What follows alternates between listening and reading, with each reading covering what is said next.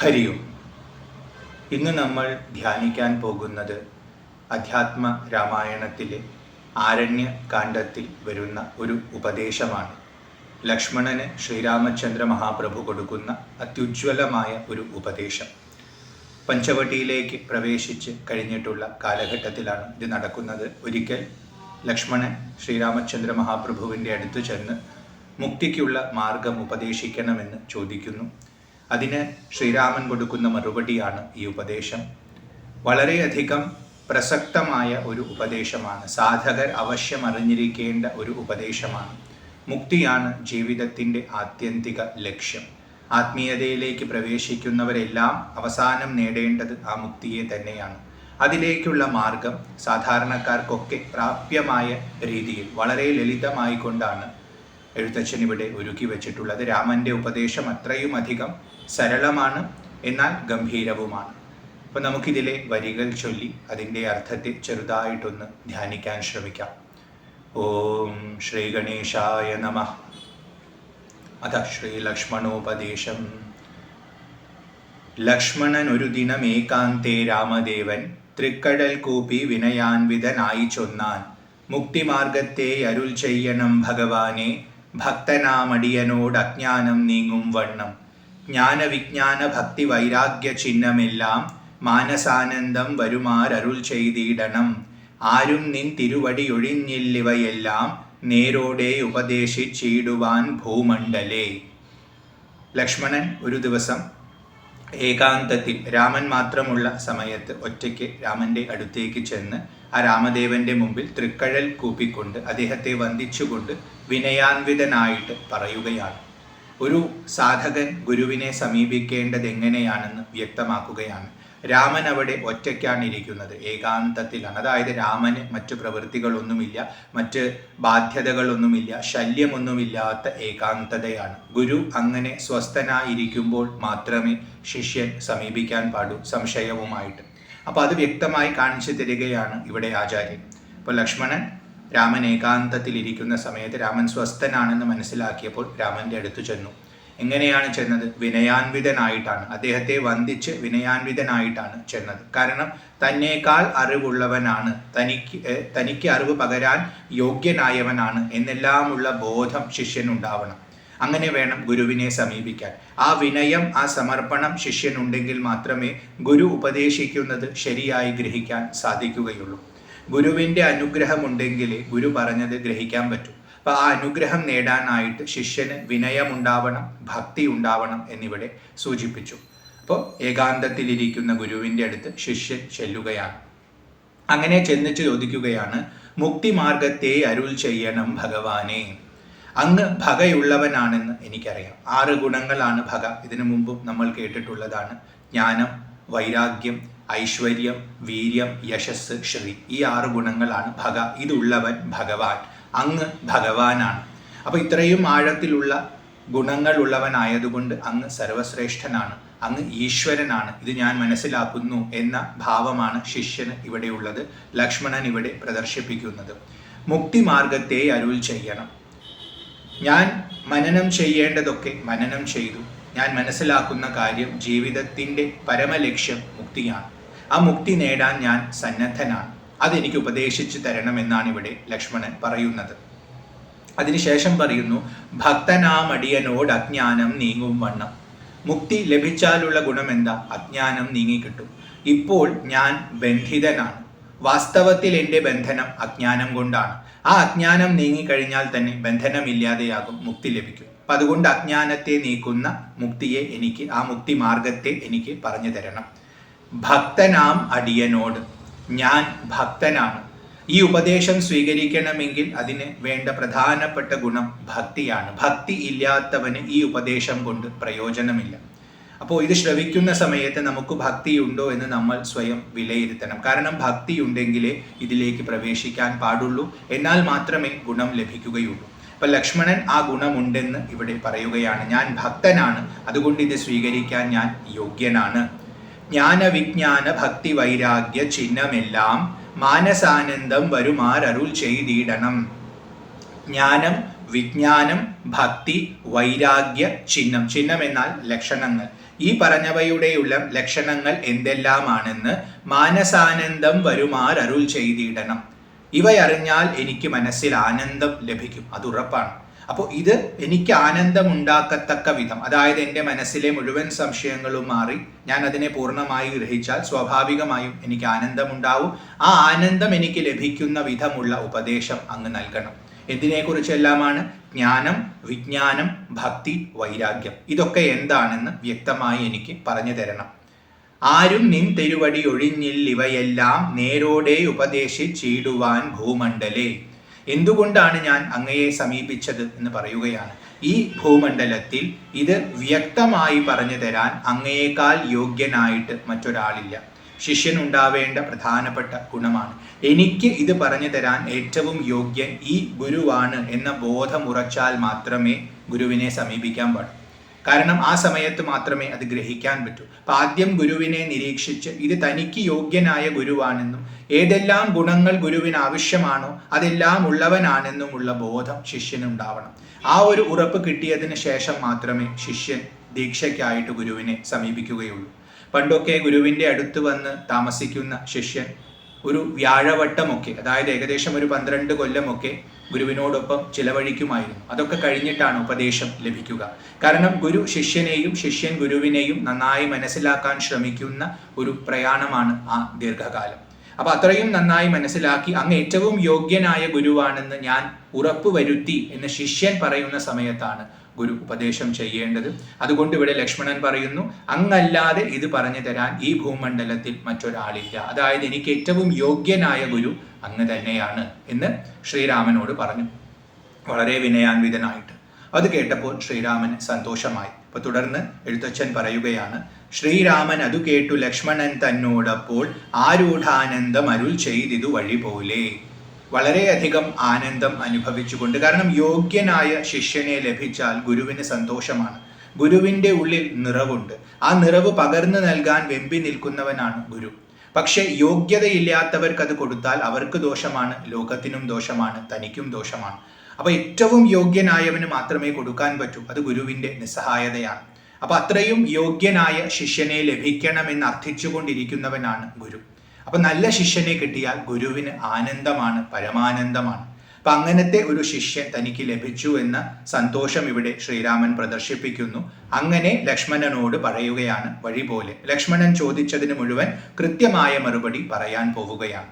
അദ്ദേഹം പറയുകയാണ്, കേട്ടാലുമെങ്കിൽ അതിഗുഹ്യമാം ഉപദേശം കേട്ടോളം തീർന്നുകൂടും വികൽപ ഭ്രമമെല്ലാം. അതിഗുഹ്യമാം ഉപദേശം, ഗുഹ്യം എന്നാൽ രഹസ്യം, അധികം പേർക്ക് അറിയാത്തത്, അറിയാൻ സാധിക്കാത്തത്, അങ്ങനെയുള്ള ഒരു വിദ്യയെ, ഒരു ഉപദേശത്തെ ഞാൻ പറഞ്ഞു തരാം. അത് നീ കേട്ടാലും.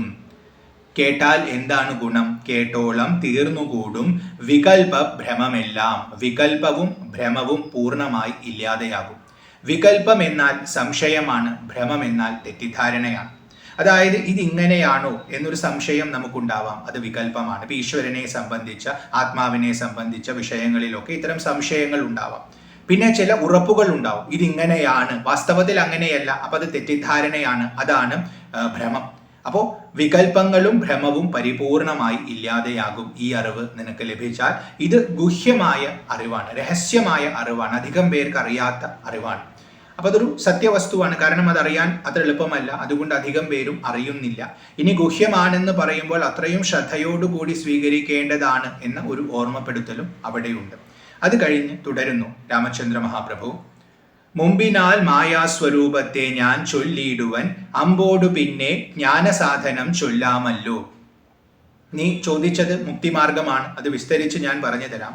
ആദ്യം തന്നെ മായാസ്വരൂപത്തെ ഞാൻ പറയാം. കാരണം നീ ഇപ്പോൾ നിൽക്കുന്നത് മായയിലാണ്. അതിനെ നന്നായി മനസ്സിലാക്കിയാലേ അതിനെ തരണം ചെയ്തുകൊണ്ട് ആ പരമമായ ജ്ഞാനം നേടാൻ പറ്റും. അപ്പം അതുകൊണ്ട് മായാസ്വരൂപത്തെ ഞാൻ ആദ്യം വർണ്ണിക്കാം. അത് കഴിഞ്ഞിട്ട് ജ്ഞാനസാധനം ചൊല്ലാം. ജ്ഞാനം എങ്ങനെയാണ് നേടേണ്ടത്, അതാണ് ജ്ഞാനസാധനം. അതെങ്ങനെയാണെന്ന് ഞാൻ പിന്നീട് പറയാം. വിജ്ഞാനസഹിതമാം ജ്ഞാനവും ചൊൽവൻ പിന്നെ വിജ്ഞേയം ആത്മസ്വരൂപത്തെയും ചൊല്ലാമെടോ. വിജ്ഞാനത്തോടു കൂടിയുള്ള ജ്ഞാനത്തെയും ഞാൻ പറഞ്ഞു തരാം. ജ്ഞാനം എന്നാൽ നമുക്ക് ബാഹ്യമായി ലഭിക്കുന്ന അറിവാണ്, ശാസ്ത്രമൊക്കെ പഠിച്ചാൽ കിട്ടുന്ന അറിവാണ്. വിജ്ഞാനം എന്നാൽ നേരെ ഉണ്ടാകുന്ന അനുഭവമാണ്. ഇങ്ങനെ ജ്ഞാനവിജ്ഞാനത്തെ വേർതിരിച്ച് പറയാറുണ്ട്. അപ്പോൾ വിജ്ഞാനത്തോടു കൂടിയ ജ്ഞാനം എന്ന് പറഞ്ഞാൽ ശാസ്ത്രത്തിലുള്ള അറിവും അതിനെ അനുഭവിക്കാൻ സാധിക്കുന്നതും നിനക്കുണ്ടാവും. അതുകൊണ്ട് വിജ്ഞാനസഹിതമാം ജ്ഞാനവും ചൊൽവൻ പിന്നെ വിജ്ഞേയം ആത്മസ്വരൂപത്തെയും ചൊല്ലാമിടൂ. വിജ്ഞേയം അറിയേണ്ടതായ ആത്മസ്വരൂപത്തെയും ഞാൻ പറഞ്ഞു തരാം. നീ ചോദിച്ചത് മുക്തിയെ കുറിച്ചാണ്. മുക്തി നേടണമെങ്കിൽ നീ നിന്നെ തന്നെ തിരിച്ചറിയണം. നിന്റെ സ്വരൂപമാണ് ആത്മാവ്. അത് നീ തിരിച്ചറിഞ്ഞേ പറ്റൂ. അപ്പൊ അതിനെക്കുറിച്ചും അതാണ് അറിയേണ്ടത്. അതുകൊണ്ട് വിജ്ഞേയം എന്ന് വിശേഷിപ്പിച്ചു. അതിനെ ഞാൻ നിനക്ക് പറഞ്ഞു തരാം.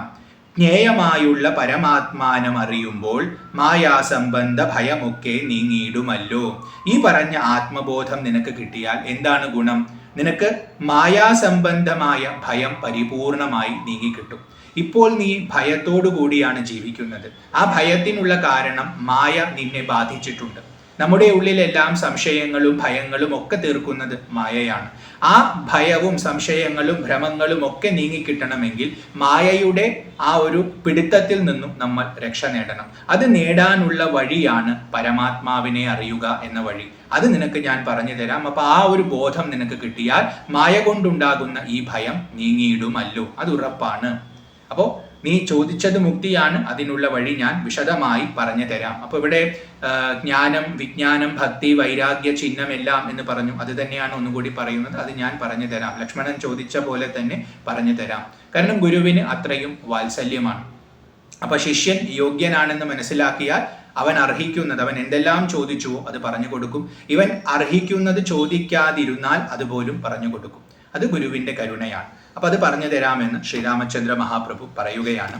അത് കഴിഞ്ഞ് തുടർന്ന് ആത്മാവല്ലാതെയുള്ള ദേഹാദി വസ്തുക്കളിൽ ആത്മാവെന്നുള്ള ബോധം യാതൊന്നു ജഗത്രയെ മായയാകുന്നതു നിർണയം അതിനാലെ കായസംബന്ധമാകും സംസാരം ഭവിക്കുന്നു. എന്താണ് മായ എന്നാണ് ആദ്യം പറയാമെന്ന് പറഞ്ഞത്. അതിവിടെ രാമചന്ദ്ര പ്രഭു പറഞ്ഞു കൊടുക്കുകയാണ്. ആത്മാവല്ലാതെയുള്ള ദേഹാദി വസ്തുക്കളിൽ ആത്മാവെന്നുള്ള ബോധം യാതൊന്നു ജഗത്രയെ മായയാകുന്നതു നിർണയമതിനാലെ കായസംബന്ധമാകും സംസാരം ഭവിക്കുന്നു. ആത്മാവ് ഉണ്ട്, അതാണ് നിന്റെ സ്വരൂപം. പക്ഷെ നീ അത് തിരിച്ചറിയുന്നില്ല. അതല്ലാത്ത പലതിനെയും നീ അറിയുന്നു, അതിൽ നിനക്ക് താതാത്മ്യവും ഉണ്ടാകുന്നു. അപ്പോൾ ആത്മാവല്ലാത്തത് ബാക്കിയുള്ളതെല്ലാം അനാത്മ വസ്തുക്കളാണ്. ശരീരം, മനസ്സ്, ബുദ്ധി എന്ന് പറയുന്നതും ചുറ്റും കാണുന്ന ഈ പ്രപഞ്ചവും ഒക്കെ അനാത്മ വസ്തുക്കളാണ്. അതിനോട് താതാത്മ്യം പ്രാപിച്ച്, അതാണ് ദേഹാദി വസ്തുക്കളിൽ ആത്മാവെന്നുള്ള ബോധം എന്ന് പറയുന്നത്. അപ്പൊ ഈ പറഞ്ഞ ശരീരം, മനസ്സ്, ബുദ്ധികളിലൊക്കെ ഇത് ഞാനാണെന്നുള്ള തെറ്റായ ബോധം നിനക്കുണ്ടാകുമ്പോൾ അത് ഈ മൂന്ന് ലോകത്തിലും ജഗത്രയെ മായയാകുന്നു. അതാണ് മായ. അതായത് ഒരു വ്യക്തിയുടെ തലത്തിൽ അവൻ അനുഭവിക്കുന്ന മായയെ അവന് ചൂണ്ടിക്കാണിക്കുകയാണ്. മായയുടെ സ്വരൂപം നേരിട്ട് വർണ്ണിക്കുന്നതിന് പകരം ആദ്യം ഒരു വ്യക്തി അനുഭവിക്കുന്ന മായ അവന് പറഞ്ഞു കൊടുക്കുകയാണ്. കാരണം അവന്റെ തലത്തിൽ നിന്ന് വേണം അവനെ ഉയർത്താൻ. അപ്പൊ നീ അനുഭവിക്കുന്ന മായ നിനക്ക് ആദ്യം പറഞ്ഞു തരാം. ശരീരം, മനസ്സ്, ബുദ്ധി ഇവ നിനക്കുണ്ട്. നീ വാസ്തവത്തിൽ ഇതൊന്നുമല്ല, ആത്മാവാണ്. പക്ഷേ ആ ആത്മാവിനെ നീ തിരിച്ചറിയുന്നില്ല. ഈ ശരീരം, മനസ്സ്, ബുദ്ധി നീയാണെന്ന് നീ സ്വയം തെറ്റിദ്ധരിക്കുന്നു. ഇപ്പൊ ശരീരത്തിന്റെ ഗുണങ്ങളെയും ദോഷങ്ങളെയും നിന്റേതായിട്ട് നീ കരുതുന്നു. അതിനൊരു വർണ്ണമുണ്ടാവും, അതിനൊരു ആകാരമുണ്ടാവും, അതിനൊരു ലിംഗമുണ്ടാവും. ഇങ്ങനെ ഓരോ ഭേദങ്ങൾ അതിനുണ്ട്. അതെല്ലാം നീയാണെന്ന് തെറ്റിദ്ധരിച്ച് അതിൻ്റെ പരിമിതിയിൽ നീ കഴിയുകയാണ്. വാസ്തവത്തിൽ ലക്ഷ്മണ, ഇതാണ് നിന്റെ മായ, നിന്നെ ബാധിച്ചിട്ടുള്ള മായ ഇതാണ്. നിർണയം അതിനാലെ കായസംബന്ധമാകും സംസാരം ഭവിക്കുന്നു. നിനക്കുണ്ടാകുന്ന സംസാരം, ആ സംസാരത്തിന് കാരണം കായസംബന്ധമാണ്, ദേഹമുള്ളത് കൊണ്ടാണ്. കാരണം ജനിക്കുന്നത് ദേഹമാണ്, ജീവിക്കുന്നത് ദേഹമാണ്, മരിക്കുന്നതും ദേഹമാണ്. അപ്പോൾ ജനന മരണ ചക്രങ്ങൾ ദേഹങ്ങൾക്കുള്ളതാണ്. എന്നാൽ നീ ആത്മാവാണ്, നിനക്കിതൊന്നുമില്ല. പക്ഷെ ഈ ഒരു ബോധത്തെ നഷ്ടപ്പെടുത്തി ഇതിനോട് താതാത്മ്യം പ്രാപിച്ച് നീ ഇരിക്കുമ്പോൾ ഇതിനോട് സംബന്ധമായി നീയും ജനനം മരണങ്ങൾ അനുഭവിക്കുന്നു. അതാണ് സംസാരം. അപ്പൊ സംസാരത്തിന് കാരണമായിട്ടുള്ളത് ദേഹസംബന്ധമാണ്. അതിന് കാരണമായിട്ടുള്ളത് തെറ്റിദ്ധാരണയാണ്. അതായത് നീ ശരീരമാണ്, മനസ്സാണ്, ബുദ്ധിയാണ് എന്നുള്ള തെറ്റിദ്ധാരണയാണ്. അതാണ് നിന്റെ തലത്തിലുള്ള മായ. അപ്പോൾ വ്യക്തിയുടെ തലത്തിൽ നിന്നും അവൻ അനുഭവിക്കുന്ന മായയെ ആദ്യം വ്യക്തമാക്കി. ഇനി മായയുടെ സൂക്ഷ്മവശം പറയുകയാണ് രാമചന്ദ്ര മഹാപ്രഭു. അദ്ദേഹം തുടരുന്നു. ഉണ്ടല്ലോ പിന്നെ വിക്ഷേപാവരണങ്ങൾ എന്നു രണ്ടു രൂപം മായക്കെന്നരിക സൗമിത്രേ നീ. ഈ പറഞ്ഞ മായ പ്രധാനമായും 2 പ്രവൃത്തികളാണ് ചെയ്യുന്നത്. ഇപ്പൊ നിന്റെ വ്യക്തിഗതമായ തലത്തിൽ നിനക്ക് അനാത്മ വസ്തുക്കളിൽ ആത്മഭാവം ഉണ്ടാകുന്നു, അതാണ് മായ എന്ന് മനസ്സിലാക്കി. ആ മായ എന്ന ശക്തി എന്താണ് ചെയ്യുന്നത് പൊതുവെ എന്ന് ചോദിച്ചാൽ 2 കാര്യങ്ങൾ ചെയ്യുന്നു. ഒന്ന് വിക്ഷേപമാണ്, മറ്റേത് ആവരണമാണ്. ഉള്ളതിനെ മറയ്ക്കുകയാണ് ആവരണം. ഉള്ളതെന്താ? ആത്മാവാണ്. ബ്രഹ്മം മാത്രമേ ഉള്ളൂ, അതിനെ മറയ്ക്കുന്നു. അപ്പൊ ആ ഉള്ളതിനെ നമ്മൾ ആരും അറിയുന്നില്ല. വിക്ഷേപം എന്ന് പറഞ്ഞാൽ ഇല്ലാത്തതിനെ സൃഷ്ടിക്കുന്നു, ഇല്ലാത്തതുണ്ടെന്ന് തോന്നിപ്പിക്കുന്നു. ഈ പറഞ്ഞ വിശ്വം മുഴുവൻ ഉണ്ടെന്ന് നമ്മൾ അനുഭവിക്കുന്നത് മായയുടെ വിക്ഷേപം കൊണ്ടാണ്. അപ്പൊ ഈ 2 പ്രവൃത്തികളും മായ ചെയ്യുന്നു. ഇത് 2 രൂപവും മായയ്ക്കെന്നറിക സൗമിത്രേ. ഇനി തുടർന്ന് പറയുകയാണ്, എന്നതിൽ മുന്നേതല്ലോ ലോകത്തെ കൽപ്പിക്കുന്നത് എന്നറിക അതിസ്ഥൂല സൂക്ഷ്മ ഭേദങ്ങളോടും ലിംഗാദി ബ്രഹ്മാന്തമാം അവിദ്യാരൂപമതും സംഘാതി ദോഷങ്ങളെ സംഭവിപ്പിക്കുന്നതും. മായ 2 കാര്യങ്ങൾ ചെയ്യുന്നു എന്ന് പറഞ്ഞു. വിക്ഷേപം, ആവരണം. ഉള്ളതിനെ മറയ്ക്കുന്നത് ആവരണം, ഇല്ലാത്തതിനെ പ്രൊജക്റ്റ് ചെയ്യുന്നത് വിക്ഷേപം. ഈ പറഞ്ഞ വിക്ഷേപം അതാണ് എന്നതിൽ മുന്നേതല്ലോ. ഈ വിക്ഷേപം എന്ന ശക്തി, മായ ചെയ്യുന്ന വിക്ഷേപം എന്ന പ്രവൃത്തി കൊണ്ടാണ് ലോകത്തെ കൽപ്പിക്കുന്നത്, ലോകമുണ്ടാകുന്നത്. നമ്മൾ കാണുന്നത് എന്തോ അതാണ് ലോകം. നമുക്ക് ചുറ്റും പലതുമുണ്ട്. ഇത് മുഴുവൻ ഉണ്ടാകുന്നത് മായയുടെ വിക്ഷേപം എന്ന് പറയുന്ന ശക്തി കൊണ്ടാണ്. ഇത് പ്രൊജക്റ്റ് ചെയ്യുകയാണ്.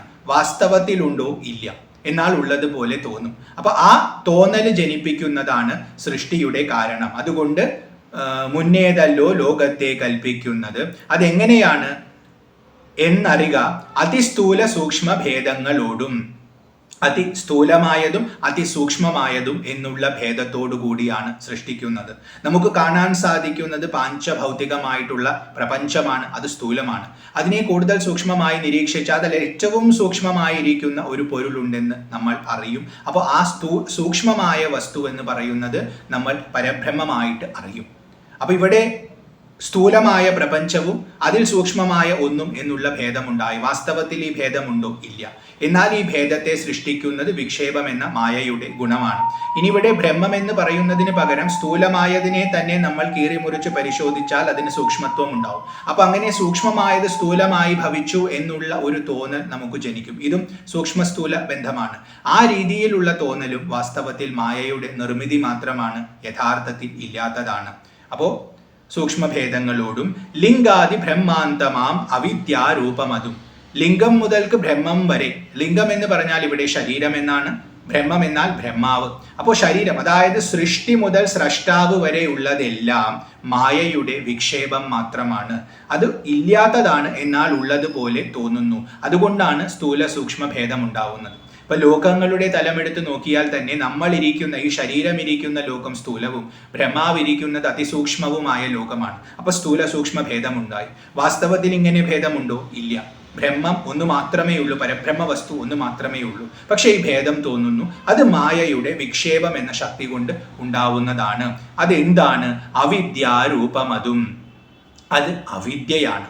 മായയ്ക്ക് 2 ഭാവമുണ്ടെന്ന് പറഞ്ഞു, വിക്ഷേപം, ആവരണം എന്ന്. അതിൽ വിക്ഷേപമാണ് നമ്മൾ ഈ കാണുന്ന പ്രപഞ്ചം മുഴുവൻ സൃഷ്ടിക്കുന്നത്. ഇതിൽ 2 ശക്തികളെ മായ പ്രദർശിപ്പിക്കുന്നുണ്ട്. ഒന്ന് അവിദ്യയാണ്, മറ്റേത് വിദ്യയാണ്. അതിൽ അവിദ്യ എന്ന് പറയുന്നതാണ് നമ്മൾ ഈ കാണുന്ന ഭേദം മുഴുവൻ, സ്ഥൂലം മുതൽ സൂക്ഷ്മം വരെയുള്ള എല്ലാ ഭേദങ്ങളും, ഒരു വ്യക്തി മുതൽ ബ്രഹ്മാവ് വരെയുള്ള എല്ലാ ഭേദങ്ങളും അതുകൊണ്ട് കാണുന്നതാണ്. അത് അവിദ്യയാണ്. വാസ്തവത്തിൽ ഇതൊരു അറിവാണ്. പക്ഷെ ഈ അറിവ് ഇല്ലാത്ത ഒന്നിനെ കുറിച്ചായതുകൊണ്ട് അത് അവിദ്യയാണ്, അജ്ഞാനമാണ്. അപ്പൊ അവിദ്യ, മായയുടെ അവിദ്യ എന്ന ഭാഗം ഇതാണ്. സ്ഥൂല സൂക്ഷ്മ ഭേദങ്ങളെ സൃഷ്ടിപ്പിച്ച് വിക്ഷേപം നടത്തുന്നതാണ് അവിദ്യ. സംഘാതി ദോഷങ്ങളെ സംഭവിപ്പിക്കുന്നതും. ഇതെന്താണ് ചെയ്യുന്നത്? ഇത് സംഘം തുടങ്ങിയിട്ടുള്ള ദോഷങ്ങളെ രചിക്കുന്നു. ഇപ്പൊ ശരീരം, മനസ്സ്, ബുദ്ധി ഇതെല്ലാം ഞാനാണെന്നുള്ള ഭാവമുണ്ടായി, എനിക്ക് ചുറ്റും പലതും ഉണ്ടെന്നുള്ള ഭേദമുണ്ടായാൽ, ഈ വിക്ഷേപം സംഭവിച്ചാൽ പലതിനോടും ഒട്ടൽ എനിക്കുണ്ടാവും. അതാണ് സംഘം. അങ്ങനെ ഒട്ടൽ ഉണ്ടാവുന്ന സമയത്ത് പലതും വേണമെന്ന് തോന്നാൻ തുടങ്ങും, അത് കാമം. അങ്ങനെ വേണമെന്ന് തോന്നുമ്പോൾ പലതും കിട്ടാതെ വരുമ്പോൾ ക്രോധം ജനിക്കും. അങ്ങനെ ഒരു ചക്രം ഉണ്ടാവും. അങ്ങനെ നമ്മൾ പല ദോഷങ്ങളും ഒന്നിൽ നിന്ന് ഒന്നായി അനുഭവിച്ചു കൊണ്ടേയിരിക്കും. ഗീതയിൽ ഇത് പറയുന്നുണ്ട്. ധ്യായതോ വിഷയാൻ പുംസ സംഗസ്തേഷു ഉപജായത്തെ സംഗാത് സഞ്ജായത്തെ കാമ കാമാത് ക്രോധോ വിജായത്തെ ക്രോധാത് ഭവതി സമ്മോഹ സമ്മോഹാത് സ്മൃതി വിഭ്രമ സ്മൃതിഭ്രംശാത് ബുദ്ധിനാശ ബുദ്ധിനാശാത് പ്രണശ്യതി എന്ന് ഭഗവത്ഗീത പറയുന്നുണ്ട്. ആ ഒരു ചക്രത്തെ ഇവിടെ സൂചിപ്പിക്കുകയാണ്. അപ്പൊ സംഗാതി ദോഷം എന്നുള്ളതിൽ ഈ പറഞ്ഞ കാര്യങ്ങളൊക്കെ പെട്ടു. അത് സംഭവിക്കുന്നത് അവിദ്യ കൊണ്ടാണ്. അവിദ്യ എന്ന് പറയുന്നത് ഈ സ്ഥൂല സൂക്ഷ്മ ഭേദം, മായ സൃഷ്ടിക്കുന്ന വിക്ഷേപം കൊണ്ടുണ്ടാവുന്ന ഭേദമാണ്. അവിദ്യയെ കുറിച്ച് പറഞ്ഞു. ഇനി തുടർന്ന് പറയുകയാണ്, ജ്ഞാനരൂപിണിയാകും വിദ്യയായതു മറ്റേത് ആനന്ദപ്രാപ്തി ഹേതു ഭൂത എന്നറിഞ്ഞാലും. അവിദ്യ പറഞ്ഞു, ഇനി മറ്റേത് വിദ്യയാണ്. ആ വിദ്യ എങ്ങനെയുള്ളതാണെന്ന് ചോദിച്ചാൽ ജ്ഞാനരൂപിണിയാകും. ജ്ഞാനമാണ് അതിൻ്റെ സ്വരൂപം. ഇവിടെ രണ്ടും മായയിൽ പെടുത്തിയിട്ടാണ് പറഞ്ഞിട്ടുള്ളത്. അവിദ്യയും വിദ്യയും രണ്ടും മായയിൽ തന്നെയാണ് പെടുത്തുന്നത്. എന്തുകൊണ്ടാണ്? കാരണം വിദ്യ ജ്ഞാനമാണ്, സത്യത്തെ അറിയുകയാണ്. വാസ്തവത്തിൽ സത്യത്തെ അറിയുന്നു എന്ന പ്രക്രിയ നടക്കുന്നത് അസത്യത്തിലാണ്. ഇല്ലാത്തതാണ് ഭേദം. ഭേദത്തിൽ നിൽക്കുന്നവനാണ് അഭേദത്തെ തേടുന്നത്. അപ്പൊ അഭേദം സത്യമാണ്, അത് എന്നുമുള്ള വസ്തുവാണ്. ഞാൻ ഇപ്പോൾ ഈ നിമിഷവും അത് തന്നെയാണ്. പക്ഷെ അതിനെ, അതായത് ആ ബ്രഹ്മത്തെ ഞാൻ അറിയുന്നില്ല. അപ്പൊ അറിയുന്നില്ല എന്ന തോന്നൽ ഉള്ളത് കൊണ്ട് അറിയാൻ ശ്രമിക്കുന്നു. വാസ്തവത്തിൽ ഭേദമുള്ള ഒന്നും അതിനെ അറിയുകയില്ല. അതിനെ അത് മാത്രമാണ് അറിയുന്നത്. അതുകൊണ്ടാണ് ബ്രഹ്മവിദ് ബ്രഹ്മൈവ ഭവതി എന്ന് പറയുന്നത്. അപ്പോൾ ജ്ഞാനം അതിൻ്റെ സ്വരൂപമാണ്. പക്ഷെ അതറിയാൻ മായയിൽ പെട്ടവൻ ശ്രമിക്കുമ്പോൾ അതിനെ നമ്മൾ വിദ്യ എന്ന് പറയുന്നു. വാസ്തവത്തിൽ അതും മായ തന്നെയാണ്. അപ്പോൾ അറിയാനുള്ള ശ്രമവും മായയിലാണ് നടക്കുന്നത്. അതുകൊണ്ട് വിദ്യയും മായയുടെ ഭാഗം തന്നെ. ജ്ഞാനരൂപിണിയാകും വിദ്യയായതു മറ്റേത് ആനന്ദപ്രാപ്തി ഹേതു ഭൂത എന്നറിഞ്ഞാലും. അതുകൊണ്ട് എന്താണ് ഗുണം? മറ്റേത് സംഗാതി ദോഷങ്ങൾ ഉണ്ടാക്കുമെന്ന് പറഞ്ഞു. ഇതുകൊണ്ട് എന്താണ് ഗുണം എന്ന് ചോദിച്ചാൽ നമുക്ക് പരമാനന്ദ പ്രാപ്തി ഉണ്ടാവും. ബ്രഹ്മത്തിന്റെ സ്വരൂപം ആനന്ദമാണ്. വിദ്യയിലൂടെ നമ്മൾ നേടുന്നത് ആ സ്വരൂപബോധത്തെയാണ്. അതുകൊണ്ട് ആനന്ദം നമുക്കുണ്ടാവും. നമ്മൾ അതിനോട് അടുക്കും തോറും മനസ്സിന്റെ ഈ ചപലത കുറഞ്ഞു കുറഞ്ഞു വരും. അതുകൊണ്ടും ആനന്ദം കൂടുതൽ അനുഭവിക്കാൻ സാധിക്കും. മായാകൽപിതം പരമാത്മനി വിശ്വമെടോ, മായ കൊണ്ടല്ലോ വിശ്വമുണ്ടെന്നു തോന്നിക്കുന്നു. ഇപ്പൊ നേരത്തെ അവിദ്യ അവിദ്യ എന്ന് രണ്ടും പറഞ്ഞു, രണ്ടും മായയിലാണെന്ന് പറഞ്ഞു. അപ്പൊ എന്തുകൊണ്ട് അങ്ങനെ ഇത്രയും ഉറപ്പോടെ പറയുന്നത് എന്ന് ചോദിച്ചാൽ, ഗുരു അതായത് രാമചന്ദ്ര പ്രഭു ഇവിടെ പറയുകയാണ്, മായാകൽപിതം പരമാത്മനി വിശ്വമെടോ. പരമാത്മാവിൽ വിശ്വത്തെ മായയാണ് കൽപ്പിക്കുന്നത്. ഇല്ലാത്തതാണ് വാസ്തവത്തിൽ വിശ്വം. കാരണം ഭേദം ഒരു നിമിഷം പോലും ഇല്ല. അപ്പൊ ചതുശ്ലോകി ഭാഗവതത്തിൽ ഭഗവാൻ തുടക്കത്തിലെ പറയുന്നു, ഇപ്പോൾ ഉള്ളതിന് മുമ്പ് ഞാൻ മാത്രമേ ഉണ്ടായിരുന്നുള്ളൂ. ശേഷിക്കുമ്പോഴും ഇതെല്ലാം ഇല്ലാതെയായാലും ഞാൻ മാത്രമേ ഉണ്ടാവുകയുള്ളൂ. ഇപ്പോൾ ഈ നിമിഷവും ഞാനേ ഉള്ളൂ. വാസ്തവത്തിൽ ബ്രഹ്മം മാത്രമേ ഉള്ളൂ. ഭ്രമമല്ലാത്തതുണ്ടെന്നുള്ളത് ഭ്രമമാണ്. അതുകൊണ്ട് വിശ്വത്തിൽ പരമാത്മാവിൽ വിശ്വമുണ്ടെന്നുള്ളത് മായാകൽപിതമാണ്, വാസ്തവത്തിൽ ഇല്ലാത്തതാണ്. മായ കൊണ്ടല്ലോ വിശ്വമുണ്ടെന്ന് തോന്നിക്കുന്നു. അപ്പൊ വിശ്വമുണ്ടെന്നുള്ളത് മായ കൊണ്ട് തോന്നുന്നതാണ്. വിക്ഷേപം എന്ന ഒരു ചേഷ്ട കൊണ്ട് മായ നമ്മളെ ഭ്രമിപ്പിക്കുന്നതാണ്. വാസ്തവത്തിൽ വിശ്വമില്ല. വിശ്വമേ ഇല്ല എന്ന് പറഞ്ഞാൽ ഭേദമില്ല, അതുകൊണ്ട് ബന്ധനവുമില്ല. ഇതൊരു തിരിച്ചറിവാണ്. ശിഷ്യന് പതുക്കെ പറഞ്ഞു കൊടുക്കുകയാണ്, നീ ഇപ്പോൾ ബന്ധനത്തിൽ ഉണ്ടെന്ന് കരുതുന്നു, വാസ്തവത്തിൽ ആ ബന്ധനമില്ല. അത് കുറേശ്ശെ മനസ്സിലാക്കി കൊടുക്കുകയാണ്. തുടർന്ന് പറയുന്നു, ഇനി അതിനൊരു എക്സാമ്പിൾ കൊടുക്കുകയാണ്. മായ എങ്ങനെയാണ് പ്രവർത്തിക്കുന്നത്, വിശ്വം ബ്രഹ്മത്തിൽ എങ്ങനെയാണ് കാണപ്പെടുന്നത് എന്നതിന് വേദാന്തത്തിലെ ഏറ്റവും പ്രസിദ്ധമായ ഒരു ഉദാഹരണം പറയുകയാണ് ഇവിടെ ശ്രീരാമൻ. രജ്ജുഖണ്ഡത്തിങ്കലെ പന്നക ബുദ്ധി പോലെ നിശ്ചയം വിചാരിക്കിൽ ഏതുമൊന്നില്ലയല്ലോ. രജ്ജുഖണ്ഡത്തിങ്കലെ പന്നക ബുദ്ധി പോലെ. രജ്ജുഖണ്ഡം എന്ന് പറഞ്ഞാൽ കയർ. ഇരുട്ടത്ത് ഒരു കയറ് കിടക്കുന്നു എന്ന് സങ്കല്പിക്കുക. ദൂരെ നിന്ന് നടന്നു വരുന്ന നമ്മൾ ആ കയറിനെ കാണുന്നു. ഇരുട്ടാണ്, അത് കയറാണെന്ന് മനസ്സിലാവുന്നില്ല. അത് കയറാണ് എന്ന് മനസ്സിലാക്കാത്തത് കൊണ്ട് നമ്മുടെ മനസ്സിലുള്ള ഒരു സങ്കല്പത്തെ അതിൽ നമ്മൾ ആരോപിക്കും. ഇരുട്ടാണ്, രാത്രിയാണ് വരുന്നത്, വഴിയിലാണ്, അതൊരു സർപ്പമായിരിക്കുമോ എന്ന് നമ്മൾ തെറ്റിദ്ധരിക്കും. കാരണം ആകൃതി ഏതാണ്ട് അതുപോലെയുണ്ട്. അപ്പൊ സർപ്പം എന്ന ആകൃതി നമ്മുടെ മനസ്സിൽ തെളിയുമ്പോൾ മനസ്സ് ആ കയറിന്റെ മുകളിൽ ഒരു സർപ്പത്തെ പ്രൊജക്റ്റ് ചെയ്യും, വിക്ഷേപം ചെയ്യും. അപ്പോൾ നടന്നു വരുന്ന ആൾ ഭയപ്പെടും. ഒരു സർപ്പം വഴിയിൽ കിടക്കുന്നുണ്ടല്ലോ എന്ന് ഭയപ്പെടും. ആ ഭയപ്പെട്ട് അയാൾ ഓടണമോ, പതുക്കെ നടക്കണമോ, വഴിമാറി പോകണമോ എന്നൊക്കെ ചിന്തിക്കും. അങ്ങനെ ചിന്തിച്ചു കൊണ്ടിരിക്കുന്ന സമയത്തും അവിടെ പാമ്പില്ല, അവിടെ ഉള്ളത് കയറ് മാത്രമാണ്. അയാൾ ഒരു വെളിച്ചം തെളിയിച്ച് നോക്കിക്കഴിഞ്ഞാൽ അയാൾക്ക് മനസ്സിലാവും കയറേ ഉള്ളൂ എന്ന്. അപ്പോൾ അവിടെ കയർ ആദ്യം പാമ്പിനെ കണ്ടു. ആ സമയത്ത് പാമ്പുണ്ടോ? ഇല്ല. ഇല്ലാത്ത പാമ്പിനെ ഉണ്ടെന്ന് ധരിക്കുകയാണ് ചെയ്തത്. പിന്നീട് വെളിച്ചം വന്നപ്പോൾ അത് പാമ്പല്ല കയറാണെന്ന് പറഞ്ഞപ്പോൾ അവിടെ കയർ ഉണ്ടായോ? ഇല്ല. കയർ എപ്പോഴും ഉള്ളതായിരുന്നു. കയറിന് ഒരു കാലത്തും മാറ്റം സംഭവിച്ചിട്ടില്ല. പക്ഷെ പാമ്പ് ഉള്ളതുപോലെ വ്യക്തിക്ക് ഒരല്പം നേരം തോന്നിപ്പോകുന്നതാണ്, ഭ്രമമാണ്. അതുപോലെയാണ് വിശ്വം ബ്രഹ്മത്തിൽ ഉണ്ടെന്ന് നമുക്ക് തോന്നുന്നത്. അതാണിവിടെ രജ്ജുഖണ്ഡത്തിങ്കലെ പന്നക ബുദ്ധി പോലെ നിശ്ചയം വിചാരിക്കിലേതുമൊന്നില്ലയല്ലോ. വിശ്വമുണ്ടെന്ന് ഇപ്പോൾ അനുഭവിക്കുമ്പോൾ അതിനെ അംഗീകരിച്ചേ പറ്റൂ. പക്ഷേ പരമാർത്ഥത്തിൽ വിശ്വമില്ല. വാസ്തവത്തിൽ ഇവിടെ ബ്രഹ്മ മാത്രമേ ഉള്ളൂ. ബ്രഹ്മസാക്ഷാത്കാരം നേടിയാൽ ഈ സത്യം വെളിവാകും. അതുവരെയും ഗുരുവാക്യത്തെ അംഗീകരിച്ചേ പറ്റൂ. അപ്പൊ ഗുരു പറയുകയാണ്, ഇവിടെ വിശ്വമില്ല, ഉള്ളത് ബ്രഹ്മം മാത്രം. ഏതുപോലെ എന്നാൽ കയറിൽ പാമ്പിനെ കാണുന്ന പോലെ ബ്രഹ്മത്തിൽ വിശ്വത്തെ കാണുന്നു. മാനവന്മാരാൽ കാണപ്പെട്ടതും കേൾക്കായതും മാനസത്തിങ്കൽ സ്മരിക്കപ്പെടുന്നതുമെല്ലാം സ്വപ്നസന്നിഭം വിചാരിക്കിൽ ഇല്ലാതൊന്നല്ലോ. വിഭ്രമം കളഞ്ഞാലും വികൽപ്പമുണ്ടാകേണ്ട. ഇവിടെ തുടർന്ന് വ്യക്തമായി പറയുകയാണ്, മനുഷ്യൻ കാണുന്നതും കേൾക്കുന്നതുമായിട്ടുള്ളതെല്ലാം, മനസ്സിൽ സ്മരിക്കുന്നതായിട്ടുള്ളതെല്ലാം വാസ്തവത്തിൽ ഇല്ലാത്തതാണ്, മായയാണ്. ഏതുപോലെ? സ്വപ്നസന്നിഭം. നേരത്തെ കയറിൽ പാമ്പിനെ കാണുന്ന ഉദാഹരണം പറഞ്ഞു. ഇവിടെ രണ്ടാമത്തെ ഉദാഹരണം പറയുകയാണ്, സ്വപ്നത്തെ പോലെയാണ്. ഒരു വ്യക്തി ഉറങ്ങാൻ കിടക്കുന്നു.